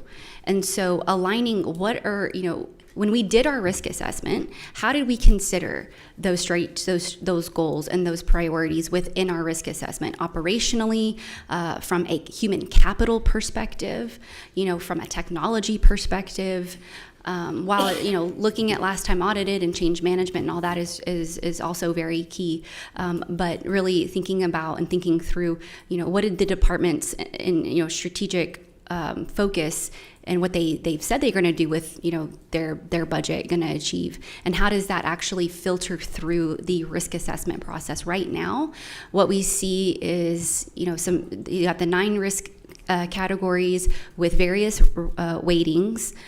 So to be quite honest, having that amount of risk categories can be somewhat dilute your risk assessment results, because you have so many various factors that are being used to calculate a final rating. And so when somebody looks at that, and the first question, you might ask yourself is, well, what do all these numbers mean? 1, 2, 3, 4, and 5, being used to rate in the risk assessment, not really sure how that, what does that really mean in terms of probability and impact? I know the internal audit department knows what those things mean, but is it clear to the stakeholders and how that's really being assessed against, the department, yes, but also the function and process and what they said they were going to do strategically. And what are risks that they're not able to operationally meet that strategic goal and objective. And then that flows through, it trickles down into our audit plan and what we seek to achieve within our engagement objectives. And we can clearly see within our engagements in the audit plan, within the description, what risks are we seeking to analyze? What are the questions that we're trying to ask, and how does that align with the strategic priorities of this city? I mean, if we can do that on the front end, it's going to be a lot easier when we're executing our audit to continuously keep in frame with management what we're there to achieve, when we can really link our engagement objectives within the audit plan itself to why did we pick these? What are we really seeking to achieve, and how does that align with what we promised the city that we're going to do here at City Hall? Okay. And then the last comment or question is, if, looking at your preliminary assessment here, if you were to give us just the top 2 or 3 takeaways that you wanted us to, just real succinct, what are your takeaways here? That's a great question. And when we think about those top things, I think I always go back to communication and collaboration is our top thing, because again, it's a function that operates with a lot of different people to be successful. And so that's also ensure that the value of that function is known throughout the city, and that, we always like to say when audit's coming, it shouldn't be a scary thing. You should want that person to come in to help you and being there side by side to help work through those processes to have a better outcome. And so communication, collaboration, strategic alignment with the objectives, I will tell you that is not something that's uncommon in the audit world. I will tell you the Institute of Internal Auditors does a lot of research reports and things like that, and there's been a lot of strategic misalignment between what's on the audit plan and what is the strategic risk of their organizations. This happens private sector, public sector, all across the world. They survey chief auditors and say, does your audit plan meet the strategic objectives of your organization? And it's kind of shocking when you look that it's not always aligned. And there's various reasons for that. So when we talk about strategic alignment is very important, so that, one, that you continue to see value in the internal audit function. And so having value, knowing that they're here to help us, they are not just the police of the organization, of looking at processes. So collaboration, communication, strategic alignment, and to being set up for success by the governing body here. So those are, I would think, were probably the top things that I would think of the themes to continue to be successful here for the city. Okay. All right. Ms. Prine, do we have public comment on this? Yes, Mayor, we have Ms. Turner. Thank you, guys. Thank you all so much.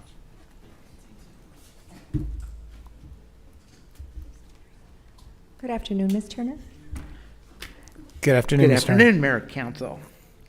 I find it strange that they would be using a model from an organization that nobody can remember when they last passed an audit. an organization where billions upon billions of dollars are unaccounted for. Holly talks about resources and technology. Two things I want to address. Resources. Your internal auditor has been denied resources under the last city manager and those councils. Hundreds of thousands of dollars of requests for the very things that they have pointed out were denied. Now, the other thing I would like to point out, because I know Holly is so hot on technology, please, everybody today, change all your passwords. The mother of all data breaches happened yesterday. 16 billion passwords, credentials, VPNs, all that stuff is in the wild now. You're the reason why Mr. Calderon doesn't have the resources to do his job. Along with that, another thing, audit plans are submitted to you for your approval. In all the years that I followed city council, which is almost 30, not once has the city council said, we want to add you to do this or do that or do this, add on something. You just take it, it's done, it's out of our way, we don't have to worry about it anymore. And there was a question, I don't remember the exact question, from the District 2 representative. And I was thinking, were Weaver suggesting that we ignore standard accounting principles? Because it sounded like they wanted us to go outside of what is acceptable. And that I can do. And I want to talk about the stakeholders.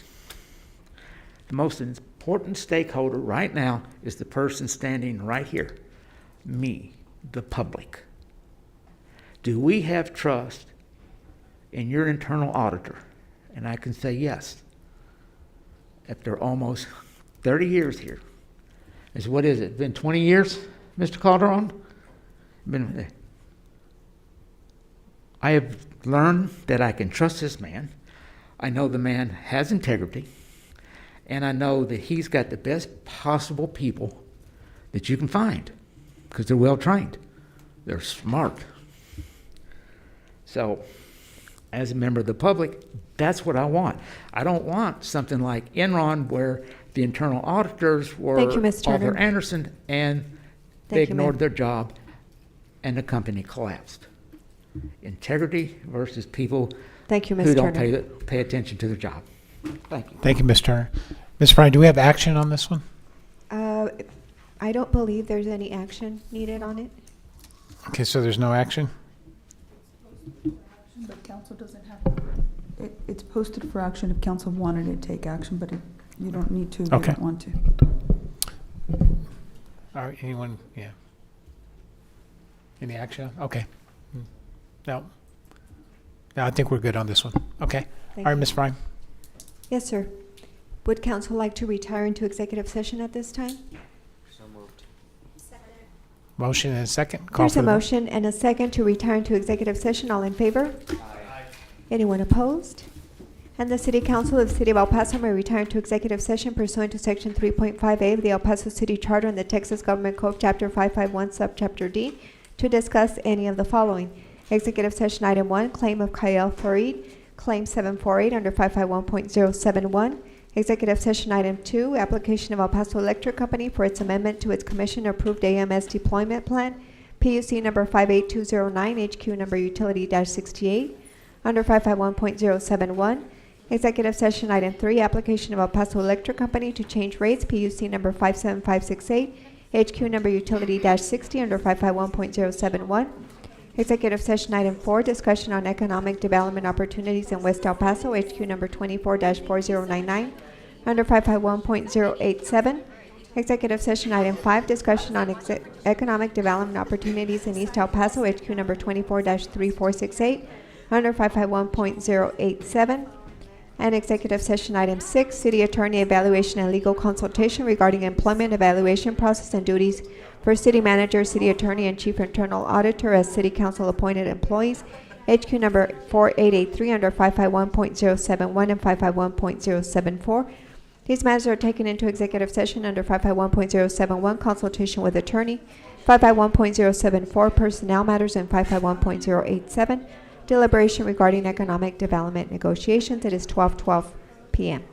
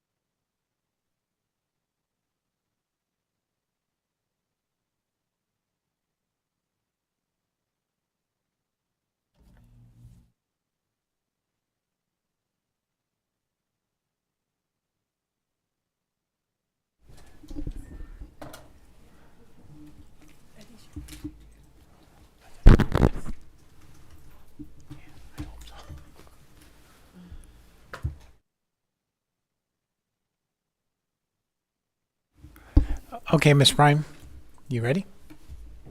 Yes, sir, my computer's coming up. Okay. Seems I forgot my password. 1, 2, 3, green. It's password. Oh, that's right. The system's a bit slow today.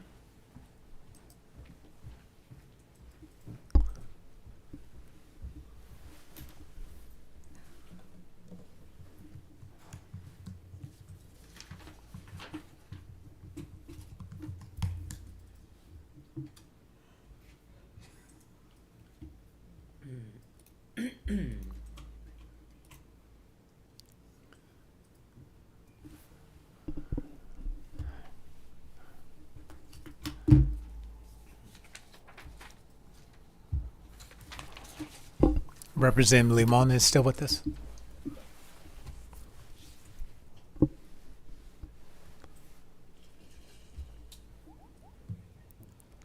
IT, I need assistance, please.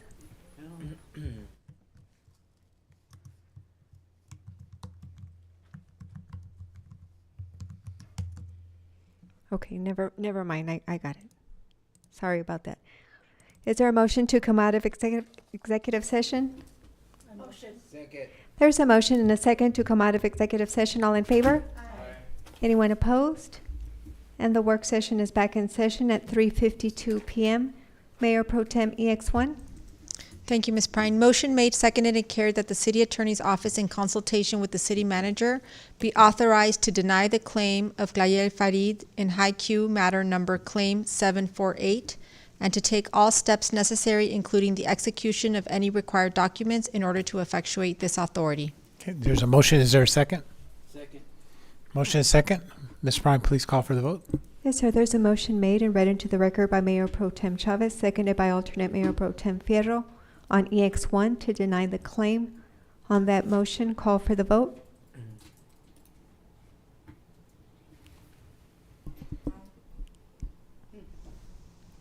Aye, Ms. Prine. Thank you. Ms. Prime, Mayor what Pro about Tem Representative Chavez. Limon? Is she? Representative Limon, are you in the meeting? I am, but I am not voting. Thank you, Mayor. Thank you. Okay. In the voting session, and that motion passes unanimously. EX2, Motion made, seconded, and carried that the city attorney, in consultation with the city manager, be authorized to hire and retain outside counsel and any other necessary consultants, and to file an intervention in the application of El Paso Electric Company for its amendment to its commission-approved AMS deployment plan under the Texas Public Utility Commission docket number 58209 in matter number High Q Utility-68, and to take all steps necessary, including the execution of any required documents in order to effectuate this authority. Okay, there's a motion. Is there a second? Second. There's a motion and a second. Ms. Prime, please call for the vote. yes, sir, the motion was made and read into the record. Representative Acevedo. I need to state my usual. Yeah. I'm sorry, Mayor. For this item, NEX3, I wanted to state that I got $1,750 from the El Paso Electric Employee PAC. Representative. I too have received a contribution from the El Paso Electric Company's employee PAC. Representative Nino. Thank you, Mayor. I too have received $1,000 from the El Paso Electric Employees Pact. As well as I myself. Any other discussion? All right, call for the vote. Ms. Prime. Yes, sir, on that motion to file an intervention, call for the vote.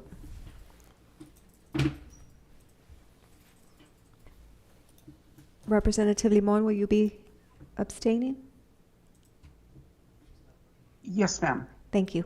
In the voting session, and that motion passes unanimously.